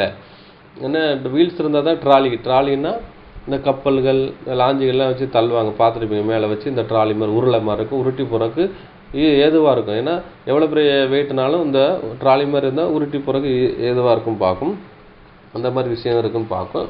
இன்னொன்று பார்த்தீங்கன்னா இந்த கற்கள் எல்லாம் இன்னொரு இடத்துலேருந்து வெட்டி எடுத்து கொண்டு வந்திருக்காங்க பார்க்கும். அப்போ பார்த்திங்கன்னா அதுக்காக பிரத்யேகமாக ஒரு கப்பல்னால் நம்ம ஊரில் பாச்சின்னு சொல்லுவோம். பாச்சின்னு சொன்னோன்னா முகத்தில் வந்துக்கிட்டு என்னதுன்னா ஒரு இன்ஜின் மாதிரி இருக்கும். ரெண்டாவதுன்னு அது பார்ச்சியை ஒரு கப்பல் வந்து இழுத்து கொண்டு போகிற விதமாக இருக்கும் பார்க்கும். அதுக்காக வந்துட்டு வடிவமைக்கப்பட்டதான் பார்க்கும். தெப்பம் மாதிரி இருக்கும், அந்த மாதிரி இருக்கும். அதே மாதிரி தான் நினச்சிருக்காங்க பார்த்தீங்கன்னா இதை வடிவமைச்சு நினச்சிருக்காங்க. இந்த கல்லுகள் எல்லாம் நினச்சிருக்காங்க நெயில் நதி மூலமாக கொண்டு வந்து அந்த இடத்துல கட்டியிருக்காங்கன்னு பார்க்கும். அதுக்கப்புறம் பார்த்தீங்கன்னா இந்த பிரமிடை கட்டுறதுக்கு சுண்ணாம்பு கற்கள் வந்து பயன்படுத்தப்பட்டிருக்காங்க பார்க்கும். இது வந்து 20 லட்சம் மேலே கற்கள் வந்து பயன்படுத்திருக்காங்கன்னு பார்க்கும். வந்து 50 லட்சம் டன் கொண்டு வச்சுருக்காங்க கட்டி முடிக்கப்பட்டிருக்கு. ஏன்னா 20 லட்சம் கற்கள் தேவைப்பட்டிருக்கு.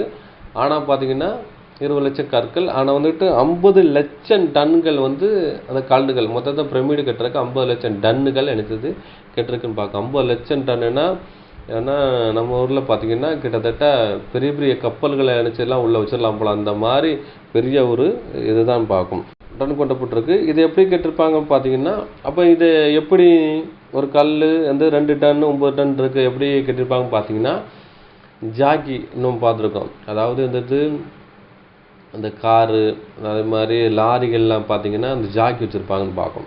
அது டயர் பஞ்சாயிட்டுனா சின்ன ஜாக்கி தான், கிட்டத்தட்ட ஒரு 10 கிலோ உள்ள ஜாக்கி வந்துட்டு பார்த்தீங்கன்னா கிட்டத்தட்ட 10 டன் 15 டன் அதை லோடோட மண் லோடோட பஞ்சர் ஆகிட்டுனாலும் அந்த ஜாக்கி என்ன பண்ணு பார்த்தீங்கன்னா 10 டன் 15 டன்னு தூக்கக்கூடிய ஜாக்கிகள் இருக்குது, 20 டன் தூக்க வேண்டிய ஜாக்கிலாம் இருக்குதுன்னு பார்க்கும்.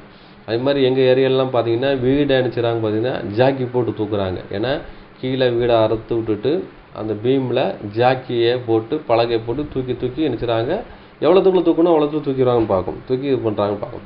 அதே மாதிரி நினச்சிடாங்கன்னா அந்த காலத்தில் ஜாக்கி பயன்படுத்துவாங்க. ஜாக்கி பயன்படுத்துக்கு இரும்பு வேணும், அங்கே இருந்திருக்கும் பார்க்கும். ஜாக்கெட்டுடைய டைப்புனா திருகாணி மாதிரி தான், அப்படி ஒரு இருக்கும் திருகு மாதிரி திருக்கி இது பண்ணணும். அந்த மாதிரி நினச்சிடாங்க கல்லை வந்துட்டு இழுத்து கொண்டு வருவாங்கன்னு பார்க்கும். அது இழுக்கிறது எப்படின்னு பார்த்தீங்கன்னா கிட்டத்தட்ட மனிதர்கள் இழுக்கிறதுக்கு வாய்ப்பு இருக்குன்னு பார்க்கும். இப்போ தூத்துக்குடியிலலாம் பார்த்தீங்கன்னா அந்த தங்கத்தேர்னு சொல்லி ஓடிச்சுன்னு பார்க்கும். அது பார்த்தீங்கன்னா கிட்டத்தட்ட ஒரு சிலருந்து 10 டன் இருக்குது, 10-15 டன் இருக்குன்னு பார்க்கும். சிலர்லாம் 50 டன் இருக்காங்க, கிட்ட ஒரு 15 டன் வச்சுக்கலாமே. இந்த 15 டன்னு என்ன பண்ணுறா பார்த்தீங்கன்னா மக்கள் தான் கயிறால் இழுத்து கொண்டு போகிறாங்கன்னு பார்க்கும். அதே மாதிரி இங்கே பார்த்தீங்கன்னா கயிறால் இழுக்கிற ஒரு விஷயத்தை அடையாளப்படுத்துன்னு பார்க்கும். கிட்டத்தட்ட வந்துக்கிட்டு நல்ல புஸ்தியான ஆட்களை தான் அங்கே வந்து வேலைக்கு பயன்படுத்தியிருக்காங்க. நல்ல சாப்பாடு கொடுத்து தான் அங்கே வந்துக்கிட்டு அந்த பிரமிடை கட்டியிருக்காங்க. அடிமையில் கொண்டு அங்கே இந்த பிரமிடு கட்டலான்னு பார்க்கும். அங்கே வந்துக்கிட்டு பிரமிடு கட்டுறதுக்கு வந்துட்டு பார்த்திங்கன்னா கிட்டத்தட்ட ஒரு 100 கிலோ வெயிட்டுள்ள ஆண்மகன் தான் அங்கே இருந்திருப்பான்னு பார்க்கும். அப்போ 10 பேர் பார்க்கும்போது பார்த்திங்கன்னா அவங்க வந்து 1 டன் இருக்கும் பார்க்கும். அப்போ வந்து ஒரு 100 கிலோ வெயிட்டுள்ள ஆள் 100 கிலோ இழுக்கிறதுக்கு கெப்பாசிட்டி இருக்குன்னு பார்க்கும். அப்போ 10 பேர் சேர்ந்தாங்கன்னா 1 டன்னை இழுத்துடலான்னு பார்க்கும். அப்போ வந்துட்டு கிட்டத்தட்ட 100 பேர் சேர்ந்தாங்கன்னா ஒரு 10 டன்னை இழுத்துருவாங்கன்னு பார்க்கும். அது 100 பேர் 150 பேர்னு பார்த்தீங்கன்னா கிட்டத்தட்ட 15 டன்னையும் இழுக்கிறதுக்கு வாய்ப்பு இருக்குன்னு பார்க்கும். அந்த மாதிரி இழுவையில் இழுத்து என்ன பண்ணுறாங்க, ட்ராலி மூலமாக கொண்டு போயிருப்பாங்க. ஜாக்கி மூலமாக ஒவ்வொரு கல்லை தூக்கி வச்சு கொண்டு போயிருப்பாங்கன்னு பார்க்கும். இந்த அடைப்பெல்லாம் தான் கொண்டு போயிருப்பாங்க. அதனால் பார்த்தீங்கன்னா ஏலியனோ இல்லாட்டி பிதாவாய் தேவனோ இல்லாட்டி வெல்கி செதுக்கியோ கட்டுறதுக்கு வாய்ப்பு இல்லைன்னு பார்க்கும். ரெண்டாவது பார்த்தீங்கன்னா இந்த பிரமிடை கட்டுறதுக்கு சிமெண்ட் பயன்படுத்தவில்லைன்னு சொல்லப்பட்டிருக்கு. இந்த கற்களை வந்து அடுக்கி வைக்கப்பட்டிருக்கு. அப்புறம் அடுக்கி வைக்கப்பட்ட கற்குவியல் மாதிரி அடுக்கி வச்சிருக்குன்னு சொல்லப்படுதுன்னு பார்க்கும். அதுக்கப்புறம் பார்த்தீங்கன்னா இது வந்து செயற்கை மேலே போல தான் இருக்குது, அது வந்து குன்று போல இருக்குன்னு பார்க்கும். இதோட உயரம் பார்த்தீங்கன்னா 482 அடின்னு சொல்லப்பட்டிருக்கு. இது வந்து ஒரு கல்லறை சொல்லப்படுதுன்னு பார்க்கும். கல்லால் செய்யப்பட்ட ஒரு கல்லறைன்னு பார்க்கும். மிகப்பெரிய கல்லறை இது மம்மிகள் என்ற பதப்படுத்த வைக்கப்பட்ட கல்லறைன்னு பார்க்கும். இதை உடலை அடக்கம் பண்ணுவதற்காக செய்யப்பட்டதுன்னு பார்க்கும். ராஜ குடும்பத்தாரர்களே இங்கே வந்துக்கிட்டு அடக்கம் பண்ணுறதுக்காக இது இருக்குன்னு பார்க்கும். இந்த டிஸ்பிளேல பாருங்கள், இந்த பாருங்கள் ஒவ்வொரு கல் இருக்குன்னு பார்க்கும். இதுதான் அந்த கல்லை அடுக்கி வச்சுருக்காங்கன்னு பார்க்கும். இது வந்து எந்த சிமெண்ட்டும் பயன்படுத்தவில்லைன்னு பார்க்கும். இதுதான் அந்த பிரமிடோட முகப்புன்னு பார்க்கும். தூரத்தில் வந்து பார்த்தீங்கன்னா ரொம்ப அந்த 4 முகம் ஒரு ஸ்லேப்பாக இருந்த மாதிரி இருக்கும். கிட்ட போய் பார்த்தீங்கன்னா இந்த மாதிரி தான் இருக்கும், ஏறி போகலாம் அந்த மாதிரி தான் இருக்கும். ஒரு கல்லில் ஏறி போயிடலாம் அந்த மாதிரி தான் இருக்கும், அடுக்கு மாதிரி இருக்கும் பார்க்கும். இந்த வாசல் வந்து வடக்கு நோக்கி இருக்கிற மாதிரி தான் இருக்குன்னு பார்க்கும். இந்த பிரமிடு முகப்பில் இருக்கிறவங்க பார்த்தா ஒன்று டூரிஸ்டாக இருக்கிற வாய்ப்பு இருக்குது, இல்லாட்டினா ஆராய்ச்சியாளர்களாக இருக்கிறதுக்கு வாய்ப்பு இருக்குன்னு பார்க்கும். ஒவ்வொரு வசனத்தை நம்ம வந்து பார்க்க போகிறோம். இது என்ன சொல்லப்பட்டிருக்குன்னா, இது வந்து இரும்பு ஆயுதங்கள் பயன்படுத்தவில்லை என்று சொல்லப்படுது. அப்போது வந்து எப்படி வெட்டி எடுக்கப்பட்டதுன்னு சொல்லி நம்ம வந்துட்டு பார்க்க போகிறோம்.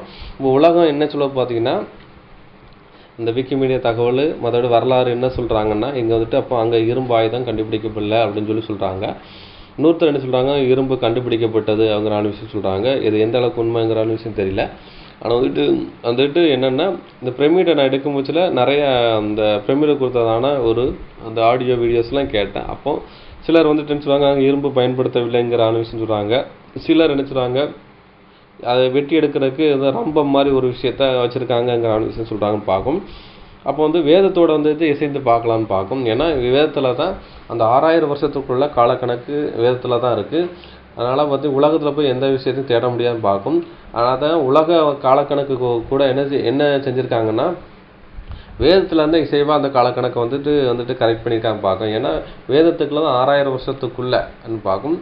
6000 வருஷத்துக்குள்ளே அந்த விஷயம் இருக்குன்னு பார்க்கும். கிட்டத்தட்ட இப்போ வந்து 980 வருஷத்துக்குள்ள காலக்கணக்கு இங்கே சொல்லப்பட்டிருக்குன்னு பார்க்கும். 6000 வருஷத்துக்குள்ளேயும் அங்கே இருக்குது. ஏன்னா இந்த உலகம் முடிவு தரவையில் என்ன நடக்குங்கிற விஷயம் அங்கே தான் இருக்குது. அதன் அடிப்படையில் தான் உலக காலக்கணக்கு வேதத்தில் இருந்தால் டிசைன் பண்ணி எடுக்காங்க. ஆனால் வந்துட்டு நிறைய சில முரண்பாடுகள் இருக்குன்னு பார்க்கும். அப்போ வேதத்துலேருந்து பார்க்க போகிறேன் என்னென்னா அந்த டைமில் ஆயுதங்கள், அதாவது இரும்பு ஆயுதங்கள் இருக்குதா, இரும்பு ஆயுதங்கள் எப்பொழுது கண்டுபிடிக்கப்பட்டதுங்கிறான விஷயத்தை நம்ம பார்க்க போகிறோம். அதை படிச்சிடலாம். ஆதியாகமம் 4ஆம் அதிகாரம் 22ஆம் வசனம் படிக்கலாம். இது வந்துட்டு பார்த்தீங்கன்னா அந்த காயினுடைய வம்ச வர்ற அந்த ஜனங்களில் இரும்பு பயன்படுத்தினாங்கள்ங்கிற விஷயம் சொல்லப்படுதுன்னு பார்க்கும். படிக்கலாம். ஆதியாகமம் 4ஆம் அதிகாரம் 22 வசனம். ஆதியாகமம் அதிகாரம் 4 வசனம் 22. சில்லாளும் தூபால் காயினை பெற்றாள். அவன் பித்தளை, இரும்பு முதலியவற்றின் தொழிலாளர் யாவருக்கும் ஆசாரியனாவான். தூபால் காயினுடைய சகோதரி நாமாள். அப்போ அது காயினுடைய சந்தேகத்தில் வர்றவங்கள்ட்ட என்ன பண்ணா பார்த்தீங்கன்னா இரும்பு ஆயுதங்கள் வந்துக்கிட்டு கண்டுபிடிக்கப்பட்டிருக்காங்க.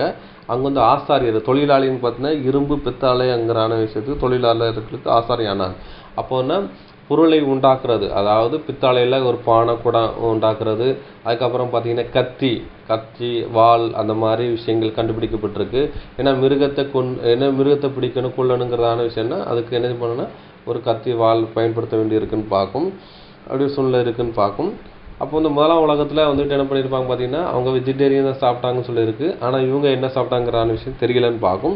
அப்போ வந்து அவங்களுக்கு தேவையான ஒரு காய்கறி வெட்டுறக்கோ இல்லை மரம் வெட்டுறக்கோ என்ன தேவை இருக்கும் பார்த்தீங்கன்னா அவங்களுக்கு வந்துக்கிட்டு ஆயுதம் தேவைப்பட்டிருக்கும். பின்னாடியில் பார்த்தீங்கன்னா நோவா டைமில் பார்த்தீங்கன்னா அவங்க வந்துக்கிட்டு பேழை கட்டுறாங்க. அப்போ அவங்களுக்கு மரம் வெட்டுறதுக்கு ஆயுதங்கள் தேவைப்பட்டிருக்கும். அப்படி இருக்கும் பட்சம் பார்த்தீங்கன்னா அவங்க ஆயுதம் எப்போ கண்டுபிடிக்கப்பட்டதுன்னு பார்த்தீங்கன்னா காயினுடைய வம்ச வரலாறுல இங்கே வந்து கண்டுபிடிக்கப்பட்டதுன்னு பார்க்கும்.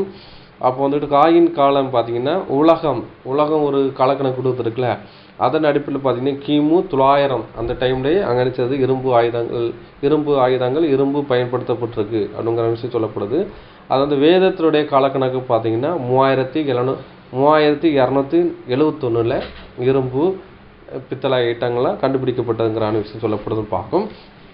அதே மாதிரி பார்த்தீங்கன்னா அபிராம காலத்தில் வந்துக்கிட்டு இரும்பு ஆயுதங்களோடு கொண்டு போய் யுத்தத்துக்கு போனாருங்கிற விஷயம் சொல்லப்படுதுன்னு பார்க்கும். ஆதியாகமம் 14ஆம் அதிகாரம் 14ஆம் வசனம் படிக்கலாம். ஆதியாகமம் அதிகாரம் 14 வசனம் 14. தன் சகோதரன் சிறையாக கொண்டு போகப்பட்டதை ஆபிராம் கேள்விப்பட்ட போது அவன் தன் வீட்டிலே பிறந்த கைப்படிந்தவர்களாகிய 318 ஆட்களுக்கும் ஆயுதம் தரிப்பித்து தான் என்னும் ஊர் மட்டும் அவர்களை தொடர்ந்து அப்போதும் பார்க்கும். இந்த டைமில் போய் என்ன பண்ணுறாங்க பார்த்தீங்கன்னா இவங்க வந்துக்கிட்டு இப்போ இந்த ஆயுதங்கள் பயன்படுத்தி என்ன பண்ணுறாங்க பார்த்தீங்கன்னா அவங்க போகிறாங்கன்னு சொல்லப்படுதுன்னு பார்க்கும். அப்போ இந்த டைம் எப்படி பார்த்தீங்கன்னா இந்த டைமுக்கு அப்புறம் தான் பார்த்தீங்கன்னா மெல்கிசேதேக்கு வருவார்னு பார்க்கும். அந்த டைமில் வருவார்னு பார்க்கும். அது இந்த டைமில் 1875 டைம் இருக்குன்னு சொல்லப்படுதுன்னு பார்க்கும். வேத கணக்குப்படி அந்த மாதிரி இருக்குது. அப்போவுமே ஆயுதங்கள் அங்கே இருக்குங்கிற விஷயம் சொல்லப்படுதுன்னு பார்க்கும். அடுத்து பார்த்தீங்கன்னா உருளைகள் பயன்படுத்தவில்லை.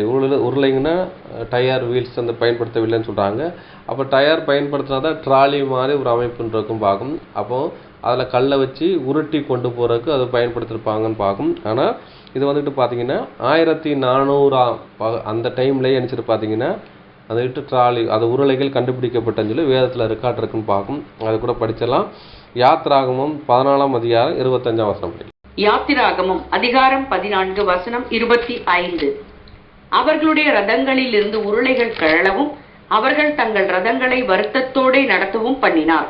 அப்பொழுது எகிப்தியர் இஸ்ரவேலரை விட்டு ஓடி போவோம், கர்த்தர் அவர்களுக்கு துணை நின்று எகிப்தியருக்கு விரோதமாய் யுத்தம் பண்ணுகிறார் என்றார்கள்.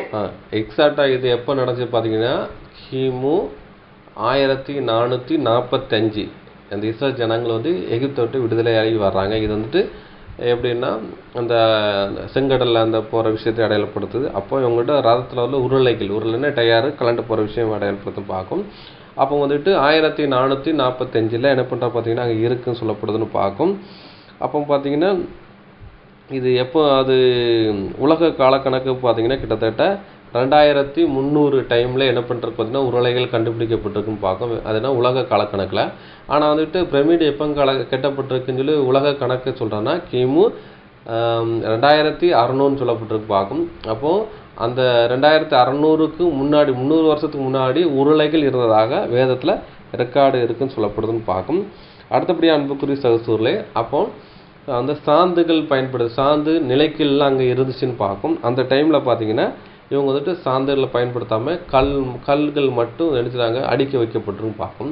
கல் அடுக்கி ஏன் வந்து சாந்து பயன்படுத்தவில்லைங்கிறதான ஒரு விஷயம் இருக்குது. அதை நம்ம வந்து படிக்க போகிறோம்.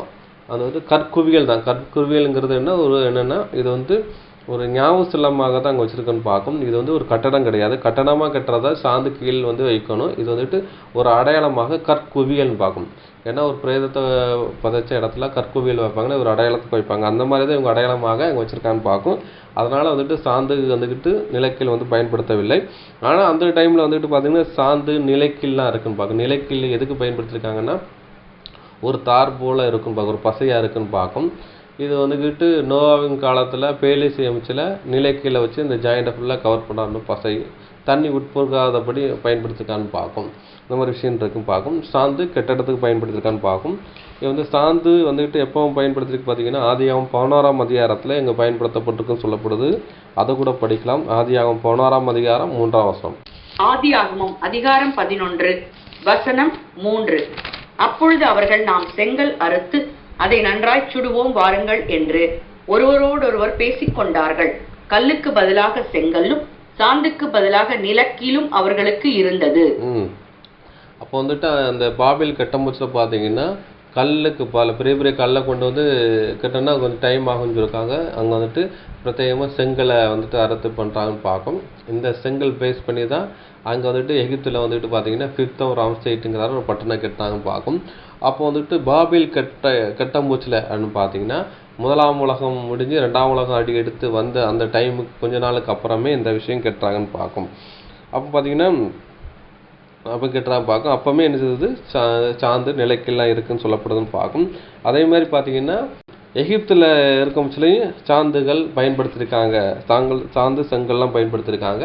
ஆனால் வந்துட்டு இங்கே வந்துட்டு செங்கல்லாம் பயன்படுத்த இல்லைன்னு பார்க்கும் அந்த பிரமிடில். ஆனால் இங்கே வந்துட்டு செங்கலும் சாந்தும் பயன்படுத்தவில்லை. ஆனால் வந்து 5th ராம்சேட்டுக்கு கட்டமுச்சில் வந்துட்டு செங்கல்லாம் பயன்படுத்தியிருக்காங்கன்னு பார்க்கும். படிக்கலாம். யாத்திராகமம் 1ஆம் அதிகாரம் 14ஆம் வசனம். யாத்திராகமம் அதிகாரம் 1 வசனம் 14.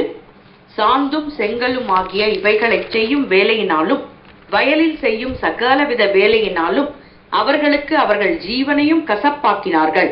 அவர்களை கொண்டு செய்வித்த மற்ற எல்லா வேலைகளிலும் அவர்களை கொடுமையாய் நடத்தினார்கள். அப்போ அங்கே சாந்து செங்கல்லையும் எகிப்தியர் பயன்படுத்தியிருக்காங்க. இந்த 5th ராம்சேட்டை வந்துட்டு கட்டுறாங்க. இஸ்ரேல் ஜனங்களை வச்சு கட்டுறாங்கன்னு பார்க்கும். அப்போ வந்து இந்த பிரமிடை கட்டுறதுக்கு சாந்து செங்கலை யூஸ் பண்ணவில்லை. அங்கே வெறும் கல் மட்டும்தான் இருந்தாங்க. டன் கணக்கில் கல். அந்த கல்லுங்கிறது வந்து கல் குவியலாக தான் பயன்படுத்திருக்காங்க. அதுக்கும் கூட ஒரு ஆதாரம் இருக்குன்னு பார்க்கும். அப்போ வந்து கிமு இப்போ வந்துக்கிட்டு பார்த்தீங்கன்னா இந்த டைம் சொல்ல முடிச்சுன்னா உலக கணக்கு பார்த்தீங்கன்னா கிமு 2300 பார்க்கும். ஆனால் அந்த 5th ராம்சேட் கட்டுற அந்த காலக்கணக்கு பார்த்தீங்கன்னா தோராயமாக கிமு 1400 அந்த காலப்பகுதி இருக்குன்னு பார்க்கும். அடுத்தபடியாக அன்புக்குரிய சகோதரர்களே, கிமு 2580 அதுக்கப்புறம் 2565 பிரமிடு கட்டதாக சொல்லப்பட்ட ஒரு தகவல் இருக்குன்னு பார்க்கும். உலக தகவல் இருக்குன்னு பார்க்கும். அதே மாதிரி கிமு 2630 அதுக்கப்புறம் 2610 கட்டினதாக இன்னொரு தகவல் இன்னொருத்தர் இந்த காலக்கணக்கு கொடுத்துருக்காங்க. இதெல்லாம் தோராயமானது தான் சொல்லப்படுறதுக்கு. இதை வந்துக்கிட்டு பிரமிடு கட்டுறதுக்கு வாய்ப்பு இருக்கான்னு சொல்லி வேத வசனத்தோடு ஒப்பிட்டு பார்க்க போகிறோம். இந்த காலப்பகுதியிலே பிரமிடு கட்டதாக வாய்ப்பு இருக்குது. அதை வந்து வேத காலக்கணக்கோடு வந்து பார்க்க போகிறோம். இப்போ பார்த்தீங்கன்னா இந்த 2600ங்கிறதான உலக காலக்கணக்கு இருக்குது. அது கிமு சொல்லப்பட்டிருக்கு. அது வேத காலக்கணக்கோடு ஒப்பிட்டு பார்க்கும்போது பார்த்தீங்கன்னா நியாயாதிபதி காலம் கிமு 1399ங்கிறான நியாயாதிபதி காலம் ஸ்டார்ட் ஆகுது. கிட்டத்தட்ட நம்ம 1400 நம்ம எடுத்துக்கொள்ளணும்னு பார்க்கும். அப்போ அந்த 1400 காலப்பகுதி வந்து இந்த நியாயாதிபதி காலம்னு சொல்லப்பட்டிருக்கு. இந்த நியாயாதிபதி காலத்தோடு தான் அந்த உலக காலக்கணக்கு ஒத்து போகுதுன்னு பார்க்கும். ரெண்டும் ஒத்து போகுது. அப்படி இருக்கும் பட்சம் பார்த்தீங்கன்னா இவங்க வந்துட்டு நியாயாதிபதி காலத்தில் 1400 வேதத்தின்படி காலக்கணக்குப்படி 1400 டைமில் என்ன பண்ணிட்டு பார்த்தீங்கன்னா இந்த பிரமிடை கட்டுறதுக்கு வாய்ப்பு இருக்குன்னு பார்க்கும். ஏன்னா இஸ்ரேல் ஜனங்கள் வந்துக்கிட்டு என்ன பண்ணிட்டாங்க பார்த்தீங்கன்னா கானான் தேசத்துக்கு தேவன் சொன்னதான கானான் தேசத்துக்குலாம் போயிட்டாங்கன்னு பார்க்கும். அதுக்கப்புறம் பார்த்தீங்கன்னா இங்கே நியாயாதிபதி காலங்களில் இங்கே கட்டுறதுக்கு வாய்ப்பு. ஏன்னா இவங்க வந்துட்டு எகிப்தை விட்டு வெளியே போனதுக்கப்புறம் தான் இவங்களுக்கு வந்துட்டு பிரமிடை கட்டணுங்கிறதான எண்ணமே அதுக்கப்புறம் தான் வந்துட்டுன்னு பார்க்கும். ஏன்னா இஸ்ரவேல் தேவன் உண்மையான தேவன். அவர் வந்துட்டு இஸ்ரவேல் ஜனங்கள் வந்துட்டு உயிர்த்தெழுதல் உண்டு சொல்லி கல்லறு பூமியில் அடக்கம் பண்ணுறாங்க, அதெல்லாம் பார்த்துக்கிட்டு இருக்காங்க. அவங்க தேவனுடைய செயலை வந்துட்டு அவங்க நேரடியாக பார்க்க முச்சல, உண்மையில் அவங்க சொல்கிற மாதிரி உயிர்த்தெழுதல் நடக்கணும், அப்போ நம்மளும் உயிர்த்தெழுதல் வரணுங்கிறதான எண்ணத்தோடு தான் பிரமிடை கட்டி அவங்களோட உடலை பதப்படுத்துறதுக்கு அவங்க அங்கே வச்சுருக்கான்னு பார்க்கும். அடுத்தபடி அன்புக்குரிய சகோதரர்களே, இந்த பிரமிடை பற்றி சில வேதமானவர்கள் என்ன சொல்கிறாங்க, பாடம் எடுக்கிறாங்க. அவங்க சொல்லும் கருத்துக்கள் என்னங்கிறான விஷயத்த நம்ம வந்து பார்க்க போகிறோம். அப்போ பார்த்தீங்கன்னா பிரமிடை கட்டினது பிதாவாகிய தேவனுங்கிறான்னு சொல்கிறாங்க. அதுக்கப்புறம் பார்த்தீங்கன்னா பிதாவாகிய தேவன் ஏன் கட்டணும், ஏன்னா எகிப்தியர் வந்து தேவனுடைய பார்வையில் அருவருப்பானவர்கள். அந்த அருவருப்பானவர்களுக்காக தேவன் வந்து பிரமிடை கட்டணுமா அப்படிங்கிற ஒரு கேள்விக்குறி வரும் பார்க்கும். அது தவறான ஒரு செயலாக இருக்கும் பார்க்கும். அப்போ பிதாவாகிய தேவன் எந்த செயலை செஞ்சாலும் அது யார் கொண்டு தான் செய்வார்னா இயேசு கிறிஸ்து கொண்டு தான் செய்வார். அப்போ இயேசு கிறிஸ்து சொன்னால் போதும், அது என்னது ஒரு வார்த்தையால் சொன்னால் போதும், ஒரு மலையை உண்டாக்கிடுவார். அப்படி இருக்க முச்சு இவங்கள பிரமிடை கட்டுறதுக்கு தேவனை ஏன் செய்யணுங்கிறான எண்ணம் கூட இருக்கும் பார்க்கும். அப்போ இது அடிபட்டு விட்டுருன்னு பார்க்கும். அப்போ வந்துக்கிட்டு பிதாவாகிய தேவனால் இந்த பிரமிடை கட்டுறதுக்கு வாய்ப்பு இல்லைங்கிற விஷயம் சொல்லப்படுது. இன்னொரு வேதமான என்ன சொல்கிறாங்கன்னா மெல்கிசேதேக்கு தான் கிட்டே இருக்கிற வாய்ப்பு இருக்குங்கிறான விஷயம் சொல்கிறாங்க. மெல்கிசேதேக்கு இருந்த காலப்பகுதி பார்த்தீங்கன்னா வேதத்துடைய காலப்பகுதி பார்த்தீங்கன்னா கிமு 1875 சொல்லப்பட்டிருக்கு. அதே இது உலக காலக்கணக்கை நீங்கள் ஒப்பிட்டு பார்க்கும் பார்த்தீங்கன்னா 1913ன்னு பார்க்கும். 1913 தான் உலக கணக்கு. வேத கணக்கு 1875. அதே கணக்கணக்கு வந்துக்கிட்டு நீங்கள் உலக காலக்கணக்கில் வந்தீங்கன்னா கிமு 1913 வருதுன்னு பார்க்கும். அதே மாதிரி உலக காலக்கணக்கில் என்ன சொல்கிறாங்க, இந்த பிரமிடு கட்டினது எப்போன்னு சொல்கிறாங்கன்னா கிமு 2600ன்னு சொல்கிறாங்க. அப்போ இதில் இவ்வளோ டிஃப்ரென்ஸ் இருக்குது, அதனால் கட்டுறதுக்கு வாய்ப்பு இல்லைன்னு பார்க்கும். அப்போது மெல்கிசேதேக்கு கட்டுறதுக்கு பிரமிடு கட்டுறதுக்கு வாய்ப்பு இல்லைன்னு பார்க்கும். அதுக்கப்புறம் பார்த்தீங்கன்னா பிதாவாகிய தேவன் தான் இங்கே கட்டியிருப்பான்னு சொல்கிறாங்க. அது வாய்ப்பு இல்லைன்னு சொல்லி முடிஞ்சு போச்சுன்னு பார்க்கும். அப்போ இந்த எகிப்தியர் யாருடைய வம்சங்கிறான விஷயத்தை நம்ம பார்க்க போகிறோம்னு பார்க்கும். அதை கூட நம்ம படிக்கலாம். இவங்க யார் வம்சம்னு பார்த்தீங்கன்னா கானான் வம்சம், காம்னுடைய வம்சம். நோவாக்கு பிறந்த காம் வந்து சபிக்கப்பட்டவன் என்று சொல்லப்பட்டிருக்கு. அவனுடைய வம்சத்தில் வந்தவங்க தான் யார் பார்த்தோன்னா இந்த எகிப்தியர் பார்க்கும். அது கூட படிச்சிடலாம். சங்கீதம் 105, 23, 27 படிச்சிடலாம். அப்போ இந்த சபிக்கப்பட்ட அந்த ஜனங்களுக்கு பிதாவாகிய தேவன் கல்லறை கட்டணுமா அப்படிங்கிற விஷயத்த வந்துட்டு ஒரு கேள்விக்குறி தான் வரும் பார்க்கும். அதே மாதிரி வேத மாணவர்கள் ஒரு பாடம் எடுக்கணும்னா அதை வந்துக்கிட்டு வேத வசத்தோடு இசைவாக இருக்கான்னு சொல்லி பாடம் எடுக்கணும். சும்மா வாய்க்கு வந்தபடிலாம் பாடம் எடுக்கக்கூடாது. தவறான ஒரு அணுகுமுறைகளை பேரும் பார்க்கும். அது தேவனை கொச்சப்படுத்துகிற விதமாக இருக்கும் பார்க்கும். அதனால தான் அவங்க வேதமான இடத்தை தவற சுட்டி காட்டுறக்க தான் இந்த பாடம் எடுக்கன்னு பார்க்கும். அந்த எகிப்தியர் யாருன்னு பார்த்தீங்கன்னா தேவனால் அருவருக்கப்பட்ட அந்த ஜனம் பார்க்கும். அதை நம்ம படிச்சிடலாம். சங்கீதம் 105, 23, 27 படி. சங்கீதங்களின் புஸ்தகம் அதிகாரம் 105 வசனங்கள் 23 மற்றும் 27. அப்பொழுது இஸ்ரவேல் எகிப்திற்கு வந்தான். யாக்கோபு காமின் தேசத்திலே பரதேசியாய் இருந்தான். இவர்கள் அவர்களுக்குள் அவருடைய அடையாளங்களையும் காமின் தேசத்திலே அற்புதங்களையும் செய்தார்கள். அப்பொழுது இஸ்ரவேலர் எகிப்தில் வந்தார்கள். அப்போ அது இஸ்ரவேல் எகிப்து வந்தாங்க. எப்போ வந்தாங்கன்னா யூசப்பின் காலத்தில் எகிப்தில் வந்தாங்க. காமின் தேசத்தில் பரதேசியாக இருந்தார்கள். அப்போ வந்துக்கிட்டு இந்த எகிப்து தேசம் யாருடைய வம்சம் என்று சொல்லப்படுதுன்னா காமின் தேசம் சொல்லி சொல்லிருக்கு. அந்த காமின் தேசத்தில் 430 வருஷம் பரதேசியாக நினைச்சதாங்க இருந்தாங்கன்னு சொல்லப்படுது. அவர்கள் தமது ஜனங்களை மிக பழுக பண்ணினார். அவர்களுடைய சத்துருக்களை பார்க்கல அவர்கள் பலவான இருந்தார்கள் சொல்லிட்டு 27ஆம் வசனம் சொல்லப்பட்டிருக்கு. இவர்கள் அவர்களுக்குள் அவருடைய அடையாளங்களையும் காமின் தேசத்தில் அற்புதங்களும் செஞ்சார்.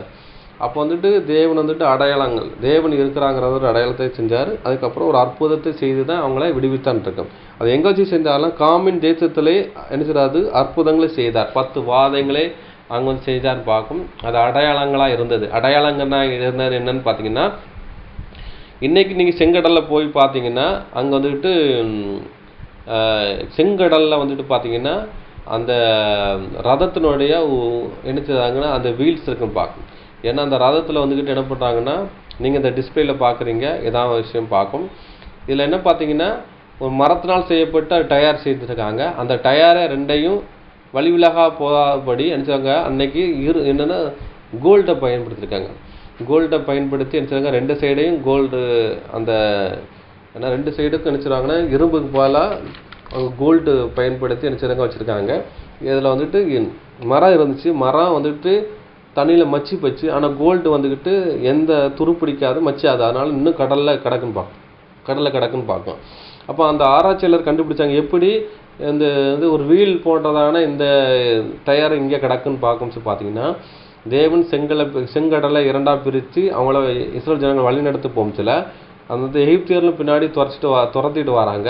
இவங்க வந்துட்டு செங்கடலுக்கு ஆப்போசிட்டில் போனதுக்கப்புறம் செங்கடல் வந்துட்டு இவங்களை மூடி போச்சு. மூடி போட்ட போதும் பார்த்தீங்கன்னா அங்கே வண்டிகள் எல்லாமே அது ரதங்கள் எல்லாம் அங்கே சிக்கி கொண்டது இருக்குது. இன்றைக்கும் நீங்கள் பார்த்தீங்கன்னா இன்னும் கடற்குள்ளே இருக்குன்னு பார்க்குது. இதெல்லாம் ஒரு அடையாளமாக அங்கே இருந்துச்சுன்னு சொல்கிறது. அதை தான் இங்கே சங்கீதக்காரன் தாவீது வந்து ரெக்கார்ட் பண்ணியிருக்கான்னு பார்க்கணும். அப்போ வந்துட்டு எகிப்து யாருடைய சந்ததின்னு பார்த்தீங்கன்னா காமினுடைய சந்ததி, சபிக்கப்பட்ட சந்ததியாக இருக்குன்னு பார்க்கும். 100 வசனம் கூட படிக்கலாம். சங்கீதம் 106:21 படிக்கலாம். சங்கீதங்களின் புஸ்தகம் அதிகாரம் 106 வசனம் 21. எகிப்திலே பெரிய கிரியைகளையும் காமின் தேசத்திலே அதிசயங்களையும் சிவந்த சமுத்திர தண்டையிலே பயங்கரமானவைகளையும் செய்வதவராகிய அப்போது பார்க்கும். அப்போ எகிப்திலே பெரிய கிரியைகளையும் காமின் தேசத்தில் அதிசயங்களையும், காமின் தேசம்னா எகிப்து தான் காமின் தேசம், சிவந்த சமுத்திரண்டையில் பயங்கரமும் செய்தவர்களே ஆகிய. அப்போ சிவந்த சமுத்திரத்துக்குள்ளே தான் இவங்களை நினச்சது மூழ்கடிச்சான்னு பார்க்கும். அதுதான் இன்றைக்கி அடையாளமாக நிறைய காரியங்களை விட்டு போயிருக்குன்னு பார்க்கும். அப்போ எகிப்து தேசத்தில் கூட அடையாளங்கள் இல்லை. இன்றைக்கி கடலுக்கு கீழே அந்த வந்து எகிப்தியர் மறித்ததான அந்த அடிச்சுவடுகள் அங்கே வைத்து விட்டு போயிருக்கான்னு பார்க்கும். அப்போ வந்துட்டு காமன் தேசங்கிறது எகிப்திய தேசத்தை இதை அடையாளப்படுத்துன்னு பார்க்கும். அடுத்தபடியாக அன்புக்குரிய சகோதரர்களை படிக்கலாம். ஏசாயா 19ஆம் அதிகாரம் 18ஆம் வசனம் படிக்கலாம். ஏசாயாவின் புஸ்தகம் அதிகாரம் 19 வசனம் 18. அக்காலத்திலே எகிப்து தேசத்தில் இருக்கும் 5 பட்டணங்கள் கானான் பாஷையை பேசி சேனைகளின் கர்த்தரை முன்னிட்டு ஆணையிடும். அவைகளில் ஒன்று நிர்மூலமான பட்டணம் எனப்படும். அப்போதும் இப்போ நம்ம பார்க்குற பாடம் எங்கே இருக்குன்னு பார்த்தீங்கன்னா ஏசாயா 19:20 படித்தோம். அதுக்கு முந்தின வசனம் சொல்லப்படுது. அக்காலத்தில் எகிப்து தேசத்தில் இருக்கும் 5 பட்டணங்கள் கானான் பாஷையில் பேசின்றாங்க. அப்போ வந்து கானானியர் 7 ஜாதிகள் இருந்தாங்க கானான் தேசத்தில். அவங்கள நினச்சிட்டாங்க மேல்குடி மக்கள்லாம் நினச்சிட்டாங்க கொஞ்சம் இடம் பெயர்ந்து எங்கே வந்துடுறாங்க பார்த்தீங்கன்னா எகிப்து தேசத்தில் வந்து எகிப்து ராஜ்யத்தை கட்டி எழுப்புறாங்கன்னு பார்க்கும். அப்போ அந்த நேரத்தில் பார்த்தீங்கன்னா எகிப்தியர்கள் கல்வியிலும் ஞானத்திலும் சிறந்து விளக்கினார்கள். கட்டட கலைஞர்லாம் வந்துக்கிட்டு அவங்க சிறந்து ஓங்கியதாக இருந்தாங்க. அதனால் பார்த்தீங்கன்னா இந்த கானான் தேசத்துலேருந்து வேறு பிரிக்கப்பட்டு இவங்க புதிய ராஜ்யத்தை கட்டி இருக்காங்க இந்த எகிப்தியர்னு பார்க்கும். இந்த எகிப்தியர் என்ன பண்ணாங்கன்னா பூர்வீகம் கானான் தேசத்தில் இருந்து வெளியே வந்திருக்காங்க. இவங்க வந்துட்டு அங்கே எகிப்துன்னு சொல்லி சாம்ராஜ்யம் கிட்டிருக்கான்னு பார்க்கும். அப்போ கெட்ட முடிச்சு பார்த்தீங்கன்னா இவங்க வந்துட்டு கானானுடைய பாசைகள் வந்து 5 பட்டணங்கள் பாசை பேசிட்டுருக்கான்றாங்க. இந்த கானான் யாருன்னு பார்த்தீங்கன்னா காமினுடைய தேசத்தான் கானான்கார விஷயம் பேசப்படுதுன்னு பார்க்கும். 7 ஜாதிகளும் கானானுடைய ஜாதிகள் தான். இந்த எகிப்தியர்களும் கானானுடைய தான். இவங்க மேல்குடி மக்களாக நினைச்சாங்க தன்னை பிரித்து எடுத்தாருன்னு பார்க்கும். அதனால் மற்றவர்கள் எல்லாத்தையும் இவங்க வந்துட்டு அருவருப்பாக எண்ணுவாங்கன்னு பார்க்கும். குறிப்பாக பார்த்தீங்கன்னா அதுக்கப்புறம் பார்த்தீங்கன்னா இதில் யாருக்கு கீழே வந்துடுவாங்கன்னா எப்ரியர்கள் பார்த்தீங்கன்னா அவங்க அருவருப்பாக இருந்தவங்க, அவங்கள சாப்பிட மாட்டாங்க. அதுக்கப்புறம் பார்த்தீங்கன்னா மேய்ப்பர்கள் என்றாலே அருவருப்பார்கள்ங்கிறான விஷயம் சொல்லப்படுதுன்னு பார்க்கும். அதனால தான் பார்த்தீங்கன்னா யோசேப்பே சகோதரில் சந்திக்க ஆரம்பிச்சல அவங்க கூட வந்து அவர் சாப்பிட மாட்டான்னு பார்க்க. ஏன்னா எகிப்தியர் வந்துட்டு எபிரியோட வந்துட்டு சாப்பிட மாட்டாங்க. ஏன்னா அருவருப்பார்கள், ஏன்னா மேய்ப்பர்கள் அருவருக்கிறவர்கள் இருக்கும். அப்போ கீழானவர்கள்லாம் அவங்க கீழ்த்தரமாக எண்ணுவாங்கன்னு பார்க்கும். அதில் வந்துட்டு பார்த்தீங்கன்னா இந்த 7 ஜாதிகளையும் அப்படி தான் இஸ்ரேலையும் அந்த எகிப்தியர்களையும் அந்த எபிரியர்களையும் அப்படி தான் ஒதுக்கி வச்சுருந்தாங்கன்னு பார்க்கும். இவங்க வந்து மேல்குடி மக்கள் அறிவிலையும் மற்றதுலையும் சிறந்து விளங்கியிருக்காங்க, மருத்துவத்திலையும் சிறந்து விளங்கியிருக்காங்கன்னு பார்க்கலாம். இவங்க யார் சந்ததினா இந்த கானானுடைய சந்ததிங்கிறான்னு பார்க்கும். கானானுடைய ஒரு பிரிவு தான் யாரும் பார்த்தீங்கன்னா எகிப்தியர்னு பார்க்கும். அடுத்தபடி அன்புக்குரிய சகோதரர்களே நம்ம வந்துட்டு ஆதியாகமம் 9ஆம் அதிகாரம் 18-25 படிக்கலாம். ஆதியாகமம் அதிகாரம் 9 வசனங்கள் 18 மற்றும் 25. பேழையிலிருந்து புறப்பட்ட நோவாவின் குமாரர் சேம், காம், யாபேத் என்பவர்களே. காம் கானானுக்கு தகப்பன். கானான் சபிக்கப்பட்டவன், தன் சகோதரரிடத்தில் அடிமைகளுக்கு அடிமையாயிருப்பான் என்றான். பேழையிலிருந்து புறப்பட்டவர்கள் நோவாவின் குமாரர்கள் சேம், காம், யாபேத் என்றாங்க. இப்போ இவங்க இந்த 3 குமாரன் மூலமாக தான் இந்த 2ஆம் உலகமே டெவலப் ஆகி வருது. இந்த 2ஆம் உலகத்தில் இந்த டெவலப் ஆகி வர்ற அந்த எகிப்தியர்கள் யாரும் பார்த்தீங்கன்னா அந்த காமுடைய வம்சம் பார்க்கும். காம் வந்து கானானுக்கு தகப்பன். கானான்கிறான அந்த ஜாதிகளுக்கெல்லாம் இவர் தான் தகப்பனாக இருக்கார். 7 ஜாதிகளுக்கு அவர் தான் தகப்பன். இந்த எகிப்தியருக்கும் யாருக்கும் தகப்பன்னா இவங்க தான் தகப்பன் பார்க்கும். எபிரேயர்களுக்கு தகப்பன் பார்த்தீங்கன்னா யார் பார்த்தீங்கன்னா சேம் வரான்னு பார்க்கும். சேமுடைய வம்சவரில் தான் எபிரேயர்கள் வராங்க பார்க்கும். ஏபியருடைய சந்ததியில் தான் எபிரேயர் என்று அழைக்கப்படுகிறார்கள்ங்கிறத சொல்லப்படுதுன்னு பார்க்கும். அப்போ வந்துட்டு இவங்க வந்து சபிக்கப்பட்டவர்கள். அதனால் நோவாவதுனால அங்கே வந்து சபிக்கப்பட்டவர்கள் தான் இவங்கன்னு பார்க்கும். கானான் சபிக்கப்பட்டவன் தன் சகோதரருக்கு அடிமைக்கு அடிமையாக இருப்பான். அடிமைக்கு பிறந்த அடிமையர்கள் விஷயம் சொல்லி பார்க்கும். இவங்க வந்துட்டு காணியாட்சிக்கு புறம்பானவர்கள்னு பார்க்கும். அதனால் இவங்களுக்கு தேவத்துவம் கிடையாது, தேவ ஆராதனை கிடையாதுன்னு பார்க்கும். அப்போ வந்து எபிரேயர்களுக்கு தான் தேவனுடைய சொந்த ஜனம் அவர் சேஷ்ட புத்திரங்கிறதான ஒரு ஸ்லாக்கியம் கொடுத்தாரு. அவளுக்கு தேவ ஆராதனையும் தேவத்துவமும் கத்துவமும் யாருக்குள்ள இருந்துச்சுன்னு பார்த்தீங்கன்னா இந்த இஸ்ரவேலர்கள் இருந்துன்னு பார்க்கும். அப்போ இந்த எகிப்தியர் சபிக்கப்பட்டவர் வந்துட்டு கானானுடைய வம்சம் சொல்லப்படுதுன்னு பார்க்கும். ஆதியாகமம் 10:6 படிங்க. ஆதியாகமம் அதிகாரம் 10 வசனம் 6. காமுடைய குமாரர் கூஷ், மிஸ்ராயிம், பூத், கானான் என்பவர்கள். இந்த மிஸ்ராங்கிறார் யாருன்னு பார்த்தீங்கன்னா இந்த மிஸ்ராமனுடைய வம்சத்தில் வர்றவர் தான் எகிப்தியர்னு பார்க்கும். காமனுடைய குமாரன் கூஷ், மிஸ்ராங்கிறது சொல்கிறாங்க. இந்த மிஸ்ராம் யாருன்னு பார்த்தீங்கன்னா இந்த எகிப்தியர்னு சொல்லப்பட்டிருக்கு பார்க்கும். இதை வந்துட்டு பார்த்தீங்கன்னா இன்டர்நேஷ்னல் வெர்ஷன் இருக்குது, ஐஎஸ்பின்னு சொல்லுது. இன்டர்நேஷ்னல் ஸ்டாண்டர்ட் வெர்ஷன் எல்லாம் சொல்ல போச்சு பார்த்தீங்கன்னா மிஸ்ரான்னு சொல்லி போட்டிருக்கலாம். மிஸ்ரான்னு சொல்கிறது மிஸ்ரான்னு போட்டிருக்கு. அதை வந்துட்டு இன்டர்நேஷ்னல் ஸ்டாண்டர்ட் வெர்ஷனில் பார்த்தீங்கன்னா அந்த மிஸ்ராங்கிற விஷயத்தில் எகிப்துன்னு போட்டிருக்கும். எகிப்துன்னு சொல்லி போட்டிருக்குன்னு பார்க்கும். இது வந்துட்டு பார்த்தீங்கன்னா ஹைச்சி 47:14 மிஸ் ரஜீம் போட்டிருக்கு. அதுக்கப்புறம் மிஸ் ரைம் போட்டிருக்கு. இந்த மிஸ் ரைம்ங்கிற யாரும் பார்த்தீங்கன்னா அதில் வந்து கண்காட்டஸில் போட்டிருக்கு. யாருன்னா எகிப்தியர்கள் சொல்லப்பட்டிருக்கு பார்க்கும். அப்போ எகிப்தியர் யாருன்னு பார்த்தீங்கன்னா இந்த காமின் வம்சம் தான் இவங்க சொல்லப்பட்டிருக்கு பார்க்கும்.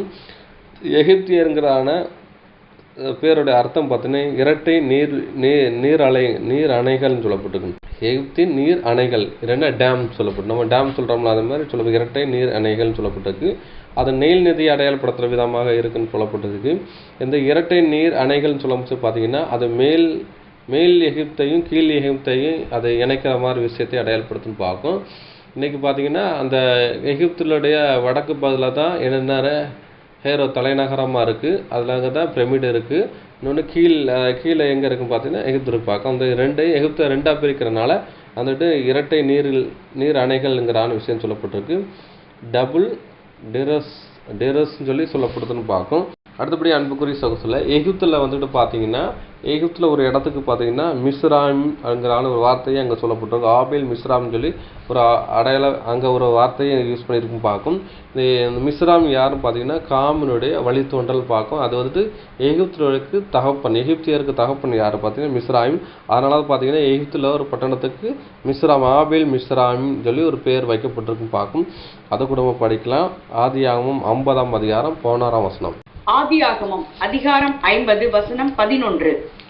ஆத்தாத்தின் களத்திலே துக்கம் கொண்டாடுகிறதை அத்தேசத்தின் குடிகளாகிய கானானியர் கண்டு இது எகிப்தியருக்கு பெரிய துக்கம் கொண்டாடல் என்றார்கள். அதனால் யோர்தானுக்கு அப்பால் இருக்கிற அந்த ஸ்தலத்துக்கு ஆபேல் மிஸ்ராயிம் என்னும் பேர் உண்டாயிற்று. இது என்ன இன்சிடென்ட் பார்த்தீங்கன்னா யோசேப்பினுடைய தகப்பன் வந்துட்டு எகிப்தில் மரிக்கிறாரு. அவரை வந்துட்டு எங்கே கொண்டு வராங்க பார்த்தீங்கன்னா இங்கே அவருடைய ஜென்ம பூமியாகிய கானான் தேசத்தில் கொண்டு வராரு. ஏன்னா அங்கே தான் மக்களாம் வந்து குகை இருக்குது, அங்கே வந்து அடக்கம் பண்ணுறதுக்கு வராங்க. அப்போ வந்து இவங்க அழுது புலம்பிட்டு வர்றதுனால அங்கே என்ன பேர் வைக்காங்கன்னு பார்த்தீங்கன்னா யோர்தானுக்கு அப்பால் இருக்கின்ற ஸ்தலத்துக்கு ஆபேல் மிஸ்ராம் என்று பேர் உண்டாயிடுச்சுன்னு இருக்கு. துக்க கொண்டாடு அத்தேசத்து குடிகளாகிய கானானில் கண்டு இது எகிப்தினுடைய பெரிய துக்க பாடல்கள் அப்படின்னு சொல்கிறாங்க. இந்த கானானியர் யாருன்னா இந்த எகிப்தினோட ஒரு வம்சாவளியை சேர்ந்தவங்க தான் இவங்க. வந்துட்டு இவங்களுடைய கிராஸ் பண்ண முடிச்சு சொல்கிறாங்க. இது வந்துட்டு எகிப்துடைய துக்கங்கள்னு சொல்லிட்டு அங்கே வந்துட்டு என்ன சொல்ல ஆபேல் மிஸ்ராம் சொல்லுவாங்க. ஆபேல் மிஸ்ராம்னா எகிப்துடைய தகப்பன் பேரை அங்கே மென்ஷன் பண்ணி அங்கே வைக்காங்கன்னு பார்க்கும், அந்த இடத்துக்குன்னு பார்க்கும். அடுத்தபடியாக அன்புக்குரிய சகோதரர் எல்லாம் படித்தாச்சுன்னு பார்க்கும். எகிப்தியர்கள் ஏன் வந்துட்டு உடலை வந்துட்டு பதப்படுத்தினார்கள்ங்கிறான விஷயத்தை படிக்க போகிறோம். உயிர்த்தெழுதல் உண்டு என்று விசுவாசித்தார்கள். யாரை கண்டு பார்த்தீங்கன்னா யோசேப்பை கண்டு. யோசேப்பினுடைய தகப்பனார் வந்துக்கிட்டு பார்த்தீங்கன்னா யாக்கோப்பு மறிக்கிறாரு. அப்போ வந்து உடலை என்னச்சுறாங்க பதப்படுத்தி என்ன பண்ணுறாங்க பார்த்தீங்கன்னா அங்கே பதப்படுத்துகிறாங்க. பதப்படுத்ததுக்கு அப்புறம் அதை எங்கே கொண்டு வந்து அடக்கம் பண்ணுறாங்கன்னா அங்கே வந்துட்டு அதாவது தன் முற்பிதாவாகிய ஆபிரகாம் சாரால் அடக்கம் பண்ணப்பட்ட அந்த இடத்துல கொண்டு வந்து அடக்கம் பண்ண வர்றாங்க. அந்த ஏத்தியருடைய குகை இருக்குது, அங்கே வந்து அடக்கம் பண்ணுறதுக்காக வந்து கொண்டு வராங்க பார்க்கும். அதுக்கு முன்னாடி இந்த விஷயம் நடக்கும். இதை எல்லாமே என்ன பண்ணுறாங்க பார்த்தீங்கன்னா, அந்த அங்கே வந்து எகிப்தில் வச்சு தான் அந்த உடலை பதப்படுத்தி அந்த விஷயங்களை பண்ணுறாங்க. அதை வந்துட்டு எகிப்தியர் பார்க்குறாங்க. பார்த்துட்டு தான் என்ன பண்ணுறாங்க பார்த்தீங்கன்னா, அவங்களுக்கு ஒரு இம்ப்ரெஷன் ஆகுது. அப்போ நம்ம வந்துட்டு உயிர்த்தெழுதல் இருக்குங்கிறான விஷயம் சொல்லப்படுது. இன்னொன்று பார்த்தீங்கன்னா, யோசேப்பு எது செஞ்சாலும் வந்துட்டு ஏதோ ஒரு ஞான அர்த்தத்தோடு தான் செய்வார். ஏன்னா அந்த யோசேப்பு அதாவது பஞ்சம் வரும், எகிப்தில் 7 வருஷம் பஞ்சம் வரும்னு சொன்னார். அதே மாதிரி பஞ்சம் வந்துச்சு. எகிப்தில் வந்து 7 வருஷம் பரிபூர்ண விளைச்சல் வரும்னு சொன்னார். அதே மாதிரி விளைச்சல் வந்துச்சு. ஆனால் இவர் ஒரு விஷயம் சொல்கிறாரு, அதாவது இவர் செய்யல என்ன உயிர்த்தெழுதல் இருக்குன்னு சொல்கிறாரு. ஆனால் கண்டிப்பான முறையில் உயிர்த்தெழுதல் இருக்குங்கிறான விஷயத்தை அப்போ அவங்க நோட் பண்ணாங்க. பின்னாடி இந்த தேவனை வந்து அவங்க விடுதலையாக்கி கொண்டு போனதுக்கப்புறம் என்ன பண்ணுறாங்கன்னா விசுவாசிக்காங்க. அதுக்கப்புறம் பார்த்தீங்கன்னா அந்த யோசேப்பின் உடலைன்னா அந்த எலும்புகள் அந்த மம்மியை கொண்டு போச்சுல பார்த்தீங்கன்னா அவங்க வந்துட்டு என்ன பண்ணுறாங்க விசுவாசிச்சுறாங்க. அப்போ கண்டிப்பான முறையில் நம்ம ஒரு பிரமிடை கட்டணும்னு சொல்லி அதுக்கப்புறம் தான் இவங்க இஸ்ரேல் ஜனங்கள் எகிப்து விட்டு போனதுக்கப்புறம் நியாயாதிபதி காலத்துக்கு அப்புறம் தான் இவங்க என்ன பண்ணுறாங்க பார்த்தீங்கன்னா அந்த பிரமிடை கட்டுற வேலையை ஸ்டார்ட் பண்ணுறாங்கன்னு பார்க்கும். அப்போ வந்துட்டு யாக்கோப்பினுடைய அடக்க ஆராதனையில் இவங்க ஒரு இம்ப்ரெஸ் ஆகிறாங்க. அதை பார்த்து தான் என்ன பண்ணுறாங்க பார்த்தீங்கன்னா அவங்க வந்துட்டு மனதில் இருக்க பின்னாடி தான் அவங்க என்ன செய்கிறாங்க கெட்டுறாங்கன்னு பார்க்கும். அதை கூட படிக்கலாம். ஆதியாகமம் 50ஆம் அதிகாரம் 1 முதல் 10, அதுக்கப்புறம் 13 படிக்கலாம். ஆதியாகமம் அதிகாரம் 50 வசனங்கள் 1 முதல் 10 வரை மற்றும் 13.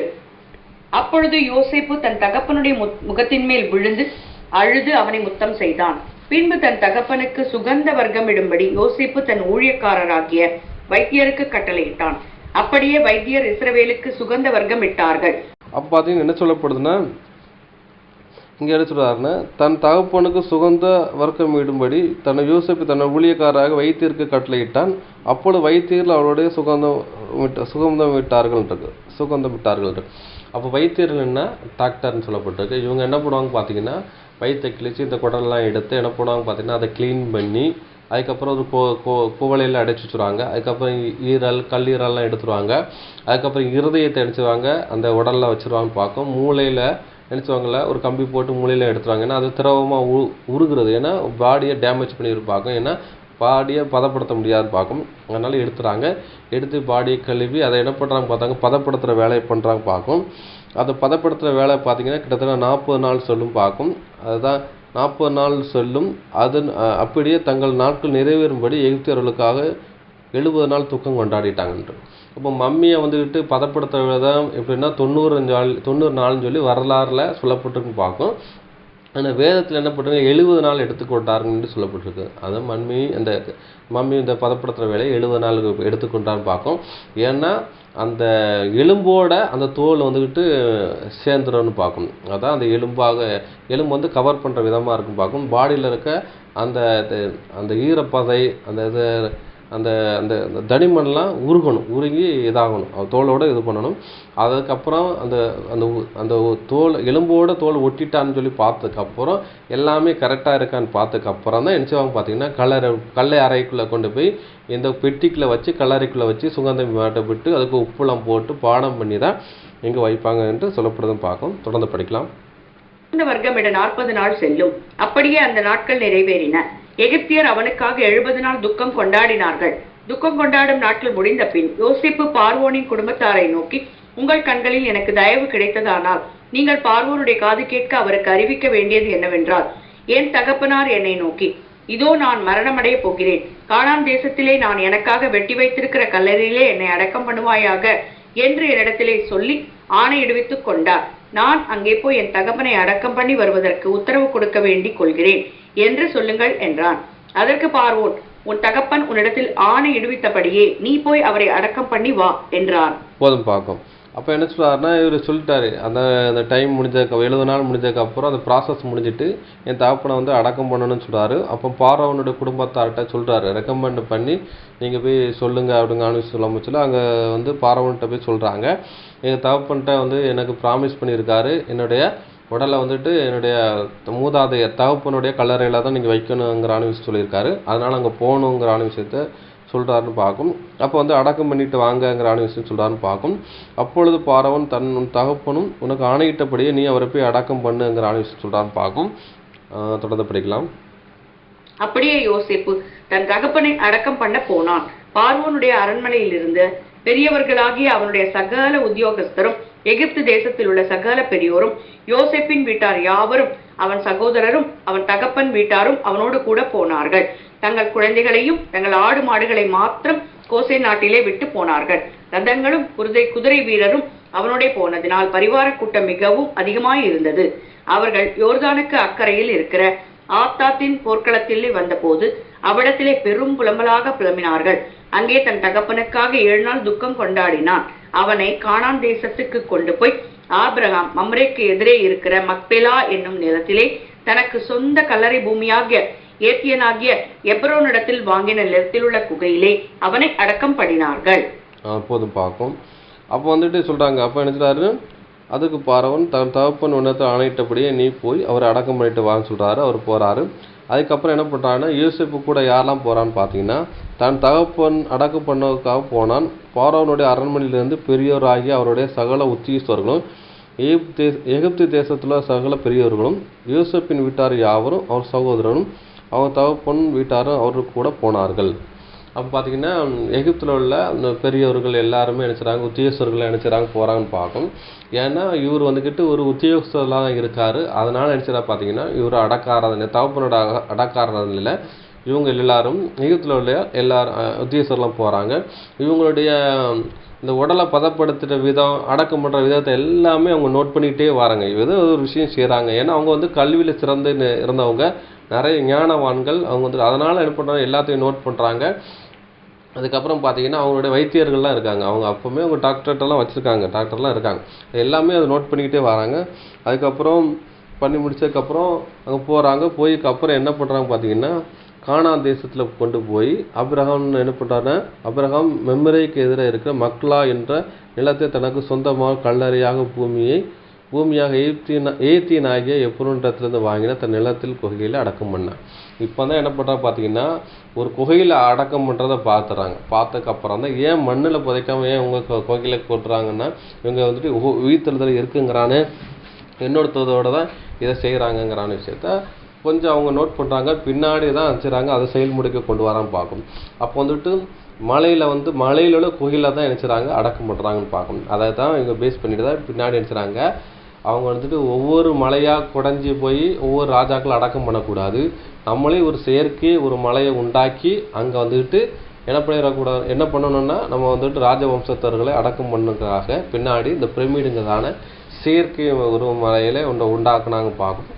அதான் 3 பிரமிடுகளை உண்டாக்கியிருக்காங்க. அது போக நிறைய பிரமிடு அங்கே இருக்குது. இது போக உலகத்தில் சின்ன சின்ன பிரமிடுங்கிறது என்னென்னா கல்லறைன்றது கல்லால் செய்யப்பட்ட ஒரு கற்கோவில். அதுக்குள்ளே என்ன செய்யணும்னா அந்த பிரேதங்களை உள்ளே வச்சாங்க. ஏன்னா உயிர்த்தெழுதல் ஒன்றுங்கிறான விசுவாசம் யாருக்கு இருந்ததுன்னா எபிரேயர்கள் இருந்தது. அந்த விசுவாசத்தை இவர்களும் பின்பற்றினார்கள் என்று சொல்லப்படுதுன்னு பார்க்கும். இன்றைக்கி எப்படின்னு பார்த்தீங்கன்னா, முஸ்லீம்கிட்ட என்ன இருக்குது, மறுமைங்கிறதான ஒரு எண்ணம் இருக்குது. உயிர்த்தெழுதல் பொறுத்து அவங்களுக்கு என்ன இருக்குதுன்னு பார்க்கும். அதே மாதிரி இந்துக்களுக்கும் கொஞ்சம் என்னென்னா மறுமைங்கிறான ஒரு விஷயம் இருக்குது, சொர்க்கங்கிறதான என்ன இருக்குன்னு சொல்லி அவங்களுக்கு சொல்கிறாங்க பார்க்கும். அதே மாதிரி இவர்களுக்கும் கூட அப்படி இருக்குன்னு பார்க்கும். அதுதான் ஒரு விஷயம் சொல்லப்படுதுன்னு பார்க்கும். அடுத்தபடியாக அன்புக்குரிய சகோதரரே, யாக்கோப்பின் மரணத்தை குறித்து பார்க்கும். அதுக்கப்புறம் பார்த்து யோசேப்பின் மரணமும் இந்த மாதிரி இருந்துச்சு. அதே மாதிரி இங்கே பதப்படுத்தி நினச்சிடறாங்க, இங்கே வச்சிடறாங்கன்னு பார்க்கும். பின்னாடி நினச்சிடறாங்க, அவங்க கொண்டு போகிறாங்கன்னு பார்க்கும். அதை கூட படிக்க போகலாம். ஆதியாகமம் 50ஆம் அதிகாரம் 24 முதல் 26 வசனங்கள் படிக்கலாம். ஆதியாகமம் அதிகாரம் 50 வசனங்கள் 24 முதல் 26 வரை. யோசேப்பு தன் சகோதரரை நோக்கி, நான் மரணமடைய போகிறேன். ஆனாலும் தேவன் உங்களை நிச்சயமாய் சந்தித்து, நீங்கள் இந்த தேசத்தை விட்டு தாம் ஆபிரகாமுக்கும் ஈசாக்குக்கும் யாக்கோபுக்கும் ஆணையிட்டு கொடுத்திருக்கிற தேசத்துக்கு போக பண்ணுவார் என்று சொன்னதுமன்றி, தேவன் உங்களை சந்திக்கும் போது என் எலும்புகளை இவ்விடத்திலிருந்து கொண்டு போவீர்களாக என்றும் சொல்லி யோசேப்பு இஸ்ரவேல் புத்திரரிடத்தில் ஆணையிடுவித்துக் கொண்டான். யோசேப்பு 110 வயதுள்ளவனாய் மரித்தான். அவனுக்கு சுகந்த வர்க்கமிட்டு எகிப்து தேசத்தில் அவனை ஒரு பெட்டியிலே வைத்தார்கள். போதும். அப்போ பார்த்தீங்கன்னா இங்கே வந்துக்கிட்டு இவர் உடலில் அங்கே கொண்டு போக முடியல. ஏன்னா அந்த டைமில் ஒரு ராஜபுரத்தில் இருந்தனால யோசேப்பு உடம்பத்தை கொண்டு போயிடுறாங்க. ஆனால் இவங்க வந்துட்டு ஏன்னா யோசேப்பை அறியாத ஒரு ராஜன் வந்துறார், வந்து இவங்களை கடுமையாக வந்துட்டு வேளாண் வாங்கினனால இந்த உடலை என்ன கொண்டு போக முடியல, பார்த்தீங்கன்னா அங்கே கொண்டு போக முடியல.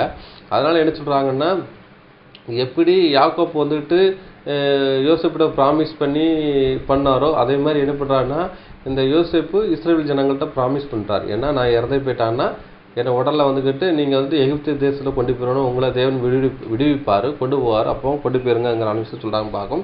அந்த எலும்புகள் என்ன பதப்படுத்த அந்த மம்மியை தான் சொல்லப்படுது. அவங்க ஏற்கனவே சுகந்த வர்க்கமிட்டு அங்கே ஒரு இடத்துல கோயில் வச்சுருக்காங்க. பின்னாடி என்ன பண்ணுறாங்க பார்த்தீங்கன்னா அங்கே கொண்டு போகிறாங்க அப்படின்னு பார்க்கும். இதெல்லாம் நினச்சிடாம பார்த்தீங்கன்னா யோசேப்பை கொண்டு போகும்போதுல தான் இவங்களுக்கு ஒரு அவங்க மண்டையில் ஒரு உரைக்குது, ஆஹா இப்போ ஏதோ ஒரு விஷயம் நடக்கு. அப்போ இவங்க வந்துட்டு அப்போ வந்து ஏன் கொண்டு போகிறாங்கன்னா அவங்க உயிர்த்தெழுதலுங்கிறான விஷயம் இருக்குங்கிறான விஷயத்தை நம்புகிறாங்க. பின்னாடி பார்த்தீங்கன்னா எகிப்தில், அதாவது என்ன, இவர் வந்துட்டு எகிப்துடைய பாரம்பரிய யோசேப்பு யாரை கட்டுக்கான போர்த்திப்பார். ஏன்னா அங்கே உள்ள அதிகாரி மகளை கட்டுறதுனால இவங்களும் என்ன பண்ணுறாங்கன்னா அதனால் ஈர்க்கப்பட்டு பின்னாட்கள் என்ன பண்ணுறா பார்த்தீங்கன்னா நம்மளும் இந்த மாதிரி என்னென்னா மரணத்துக்குள்ளே போகக்கூடாது, அதாவது உயிர்த்தெழுதல் வேணுங்கிறான எண்ணத்தை தான் இந்த போர்த்திப்பாருடைய குமார்த்திகளோ அவங்க அந்த ஜெனரேஷனுக்குள்ளே வர்றவங்க தான் பின்னாடி சொல்லி அடிச்சுறாங்க. அவங்க ஒரு செயற்கை ஒரு பிரமிடாக கட்டியிருக்காங்கங்கிறான விஷயம் சொல்லப்படுதுன்னு பார்ப்போம். அப்போ வந்து உயிர்த்தெழுதல்ங்கிறதான விஷயம் இருக்குங்கிறதான எண்ணம் எப்பொழுது அந்த இது பார்க்க போகிறோம். அதுக்கப்புறம் பார்த்தீங்கன்னா அதேமாதிரி யோசேப்பை வந்துக்கிட்டு எலும்புகள் என்ன பண்ணுறாங்க அவங்க கொண்டு போனார்கள்ங்கிறான விஷயம் சொல்லப்படுதுன்னு பார்ப்போம். அதை கூட நம்ம படிக்கலாம். யாத்திராகமம் 13ஆம் அதிகாரம் 19ஆம் வசனம். யாத்திராகமம் அதிகாரம் 13 வசனம் 19. மோசே தன்னோடே கூட யோசேப்பின் எலும்புகளை எடுத்துக்கொண்டு போனான். தேவன் நிச்சயமாய் உங்களை சந்திப்பார், அப்பொழுது உங்களோடு கூட என் எலும்புகளை இவ்விடத்திலிருந்து கொண்டு போங்கள் என்று யோசேப்பு சொல்லி இஸ்ரவேல் புத்திரரை உறுதியாய் ஆணையிடும்படி செய்திருந்தான். மோசே தன்னோடு கூட யோசேப்பு எலும்புகளை எடுத்துக்கொண்டு போனான்.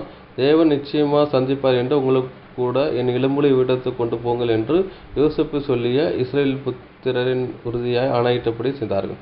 அப்போ வந்து தேவன் இவங்க வந்துட்டு இந்த 430 வருஷம் கழித்து இவங்க விடுதலையாக்க முடிச்சுட்டு அந்த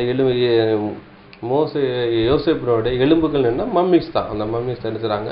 அந்த எலும்புங்கிறான விஷயம் சொல்லப்பட்டிருக்கு. ஏன்னா அந்த எலும்போட ஒட்டி இருக்கிறது தான். அதாவது மீனுக்கும் கருவாடுக்கும் வித்தியாசம் இருக்குல்ல. வந்துட்டு கருவாடு வந்துட்டு என்னென்னா அப்படி அதாவது மீன் வந்துட்டு சுக்கா காஞ்சிரும்.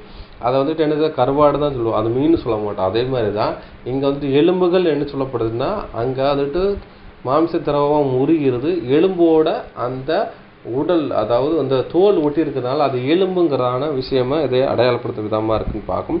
நீங்கள் இந்த பார்க்குற மம்மி கூட அப்படி தான். நீங்கள் எந்த மம்மியை பார்த்தாலும் எலும்போட ஒட்டி தான் இருக்கும், அது முள்ள ஒட்டி இருக்கும் அப்படின்னு பார்க்கும். அதை தான் இது ஒரு அடையாளப்படுத்த விதமாக இருக்குன்னு பார்க்கும். அடுத்தபடி அன்புக்குரிய சகோதரரே, அப்போ பழைய ஏற்பாட்டில் என்ன இருந்துச்சுன்னு பார்த்தீங்கன்னா தேவன் உயிர்த்தெழுதல் உண்டுங்கிறான விஷயத்த அவங்களுக்குள்ள இருந்ததுங்கிறான விஷயம் சொல்லப்படுதுன்னு பார்க்கும். அதை கூட படிக்கலாம். உபாகமம் 32ஆம் அதிகாரம் 39-40 படிக்கலாம். உபாகமம் அதிகாரம் 32 வசனங்கள் 39-40. நானே அவர், என்னோடே வேற தேவன் இல்லை என்பதை இப்பொழுது பாருங்கள். நான் கொல்லுகிறேன், நான் உயிர்ப்பிக்கிறேன், நான் காயப்படுத்துகிறேன், நான் சொஸ்தப்படுத்துகிறேன், என் கைக்கு தப்புவார் இல்லை. நான் என் கரத்தை வானத்திற்கு நேராக உயர்த்தி நான் என்றென்றைக்கும் ஜீவித்திருக்கிறவர் என்கிறேன். சொல்றாரு. நான் கொல்லுகிறேன், நான் உயிர்ப்பிக்கிறேன். அவர் என்ன சொல்ற, நான் கொல்லுகிறேன், நான் உயிர்ப்பிக்கிறேன். அப்போ வந்து கொல்லுகிறேன்ங்கிறது என்னன்னா ஒருத்தரை வந்து மரணத்துக்குள்ளே கொண்டு போறதுக்கு தேவனுக்கு அதிகாரம் இருக்கு, அவனை வந்து உயிர்த்தெழுப்புறதுக்கு தேவன் அதிகாரம் இருக்குங்கிற விஷயம் சொல்றாரு. நான் இன்றைக்கு நான் ஜீவிக்கிறேன் என்று என்ன கர்த்தர் சொல்றாரு. அப்போ பார்த்தீங்கன்னா அப்போ தேவனால் ஒரு மனுஷனை ஒரு மனிதனுக்கு இருக்க ஆவியை எடுக்கிறதுக்கு அவருக்கு அதிகாரம் இருக்குது. அந்த ஆவியை கொடுக்கறதுக்கு யாருக்கு அதிகாரம் இருக்குன்னா அவன் தேவனுக்கு அதிகாரம் இருக்குது. ஏன்னா தேவன் இன்றைக்கு ஜீவிக்கிறவரவா இருக்கான்னு பார்க்கும். அதான் சாமுவேல் புத்தகத்தை அண்ணால் கூட அந்த வார்த்தையை யூஸ் பண்ணுறான்னு பார்க்கும். 1 சாமுவேல் 2ஆம் அதிகாரம் 6ஆம் வசனம் படிக்கலாம். சாமுவேலின் 1ஆம் புஸ்தகம் அதிகாரம் 2 வசனம் 6. கர்த்தர் கொல்லுகிறவரும் உயிர்ப்பிக்கிறவருமாய் இருக்கிறார், அவரை பாதாளத்தில் இறங்கவும் அதிலிருந்து ஏறவும் பண்ணுகிறார். போதும். அப்போ பார்த்தீங்கன்னா கர்த்தர் கொல்லுகிறவரும் உயிர்ப்பிக்கிறவமா இருக்கிறார். அப்புறம் மரணத்துக்கு போகிறதுக்கும் அவருக்கு நினைச்சிறது ஜனங்களுக்கு போகிறதுக்கு அதிகாரம் இருக்குது. கொல்லுகிறவர்னா ஒருத்தருடைய ஆவி எடுத்தாலே நினைச்சிறதான் சாகிறதா, அதான் கொல்றதுங்கிறான விஷயம் சொல்லுவது. உயிர்ப்பிக்கிறவருமா இருக்கு. உயிர் எங்கேருந்து வர பார்த்தீங்கன்னா பாதாளத்து இறங்கவும் அதில் ஏற பண்ணுகிறார். அப்போ செத்ததுக்கப்புறம் எல்லாரும் என்ன பாதாளத்துக்கு போடுறாங்க. பாதம் ப்ளஸ் ஆதாளம் பாதாளம். அப்போ பூமியில் என்ன செய்றாங்க, பதைக்கிற அனுபவம் இருக்குது. அதை வந்துட்டு உயிர்ப்பிக்கிற ஒரு அனுபவம் இருக்குன்னு பார்க்கணும். கடைசி நாளிலே பிரேத குழியில் இருக்கிற அனைவரும் என்ன செய்றாங்க, விடுவிக்கப்படுவாங்க, உயிர்த்தெழுதல் வருவாங்கன்னு சொல்லப்படுது. இந்த அனைவரில் யாரும் பார்த்தீங்கன்னா உலக ஜனங்களும் இந்த எகிப்தியர் எல்லாருமே என்ன செய்வாங்க, வந்துடுவாங்கன்னு பார்க்கணும். இதில் எந்த விதமான பாகுபாடு இல்லைங்கிற விஷயத்தை இங்கே அடையாளப்படுத்துதுன்னு பார்க்கும். அடுத்தபடியாக அன்புக்குரிய சகோதரர்களே, யோபு புத்தகத்தில் யோபு கூட நினைச்சிடாது இந்த உயிர்த்தெழுதலை குறித்து விசுவாசிக்கிறான்னு பார்க்கும். அது கூட படிக்கலாம். யோபு 19ஆம் அதிகாரம் 25ஆம் வசனம் படிக்கலாம். யோபின் புஸ்தகம் அதிகாரம் 19 வசனம் 25. என் மீட்பர் உயிரோடு இருக்கிறார் என்றும் அவர் கடைசி நாளில் பூமியின் மேல் நிற்பார் என்றும் நான் அறிந்திருக்கிறேன். என் மீட்பர் உயிரோடு இருக்கிறார் என்றும் கடைசி நாளில் பூமியின் மேல் நிற்பார் என்று நான் அறிந்திருக்கிறேன். இந்த மீட்பர் யாருன்னா, மீட்கிறவர், நம்ம ஆண்டவராகிய இயேசு கிறிஸ்துவை அடையாளப்படுத்துன்னு பார்க்கும். அவர் வந்துட்டு கடைசி நாளிலே பூமியின் மேல் நிற்பார் என்று நான் அறிந்திருக்கிறேன். கடைசி நாள்னா 6000 வருஷம் முடிஞ்சதுக்கப்புறம் வந்து உயிர்த்தெழுப்புறாரு.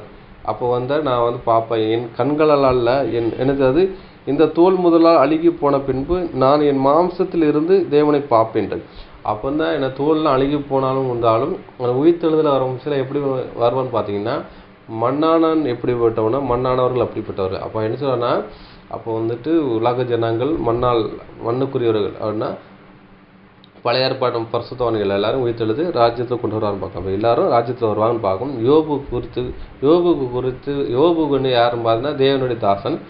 தேவனுடைய தாசர்கள் எல்லாருக்குமே என்னதான் சொல்லியிருப்பா பார்த்தீங்கன்னா, தேவன் உயிர்த்தெழுதல் இருக்குங்கிற விஷயத்தை அங்கே சொல்லியிருப்பான்னு பார்க்கும். அதன் அடிப்படையில் தான் இவர் அந்த வார்த்தையை சொல்கிறான்னு பார்க்கும். அந்த உயிர்த்தெழுதல் வரணுங்கன்னா அதில் ஒரு ஜீவ புஸ்தகங்கிற புக்கு இருக்குது. அந்த புக்கில் உள்ளவர்கள் தான் என்ன உயிர்த்தெழுதல் வருவாங்கிற விஷயத்தை சொல்லப்படுதுன்னு பார்க்கும்.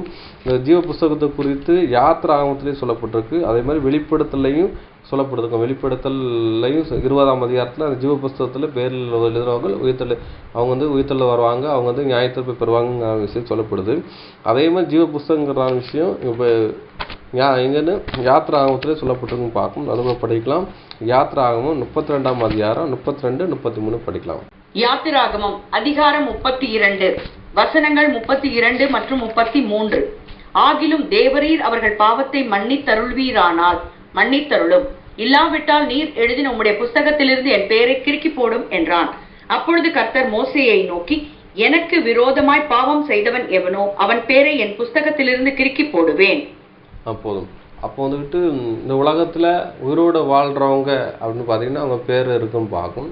சாவுகிறவங்க பேரை அங்கே எழுதுக்கிறான்னு பார்க்கும். அதேமாதிரி உயிர்த்தெழுதல் பேர் அங்கே இருக்குன்னு பார்க்கும்.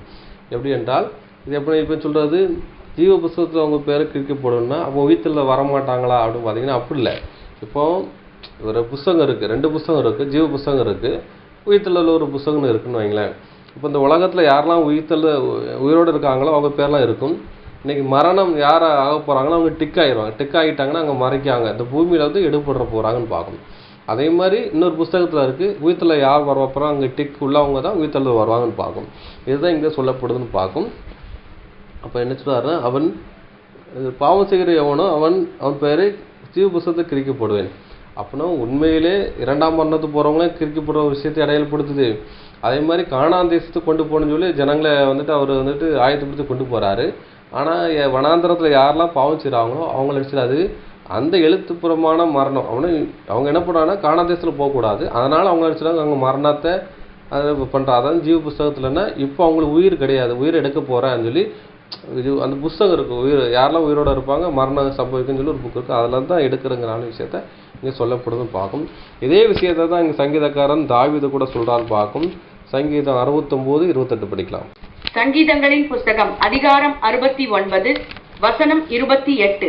ஜீவ புஸ்தகத்திலிருந்து அவர்கள் பேர் கிறுக்கப்பட்டு போவதாக, நீதிமான்கள் பேரோடே அவர்கள் பேர் எழுதப்படாதிருப்பதாக. இது யாரை சொல்லப்படுதுன்னு பார்த்தீங்கன்னா, இயேசு கிறிஸ்துவ சிலுவையில் அறைய ஒப்பு கொடுத்த இஸ்ரேல் ஜனங்களே சொல்லப்பட்டிருக்கு. ஏன்னா அவங்கள ரொம்ப காயப்படுத்தி அவர் சிலுவையில் அறைஞ்சாங்க. அதனால் ஜீவ புஸ்தகத்தில் பேர் கிறுக்கப்படணும்னா அப்போ வந்துட்டுன்னா இவங்க உயிர்த்தெழுதல் வரமாட்டாங்கிற விஷயம் இல்லை. இஸ்ரேல் ஜனங்களை இஸ்ரேல் ஜனங்களை மண்மேடாக்குறது அப்படின்னா இஸ்ரேல் ஜனங்களே அந்த தேசத்தில் இல்லாமல் துரத்தி விடுறதையும், இன்னொன்று பார்த்தீங்கன்னா இஸ்ரேல் ஜனங்களை நிறைய பேர் நினச்சிடாது அங்கே கொண்டு குவித்தாங்க. அப்படின்னா தீர்த்தராயனால் நிறைய பேர் கொண்டு குவித்தான்னு பார்க்கலாம். அப்போது அவங்க உயிரோடு இருக்காதபடி அங்கே சொல்கிறாரு. அவங்களுக்கு இப்போது இருக்கிற அந்த உயிரை எடுக்கிற விஷயத்தை தான் இங்கே அடையாளப்படுத்தும் பார்க்க. அதுவும் ஜீவ புஸ்தகத்தில் பேர் இருக்கும். யாரெல்லாம் இன்னைக்கு லைவாக வாழ்கிறாங்களோ அவங்களுக்கு இருக்கும். அவங்க மரணம் இருக்கும்போது இங்கே டிக் அடிக்கப்படும். அதை இங்கே சொல்கிறாரு, இவங்களுக்கு டிக் அடிச்சிருங்க, இப்போ உயிரை எடுத்துருங்கிற விஷயத்தை தான் இங்கே தீர்க்க தரிசனமாக இங்கே சொல்லப்பட்ட ஒரு விஷயத்தை அடையாளப்படுத்துன்னு பார்க்கும். இதான் ஒரு விஷயத்தை அடையாளப்படுத்துன்னு பார்க்கும். இன்றைக்கி இந்த முதலாம் பாகத்தில் இந்த விஷயங்கள் பார்த்து முடிச்சிருக்கோம். ரெண்டாம் பாகத்தில் பிரமிடு யார் கட்டினால், பிரமிடு என்றால் என்னங்கிற விஷயத்தை நம்ம ரெண்டாம் பாகத்தில் பார்த்து முடிக்கலாம்னு பார்க்கும். இவனோட பெருமையோட கேட்டவங்களே தேவன் தாமே ஆசீர்வதிப்பாராக. ஆமென்.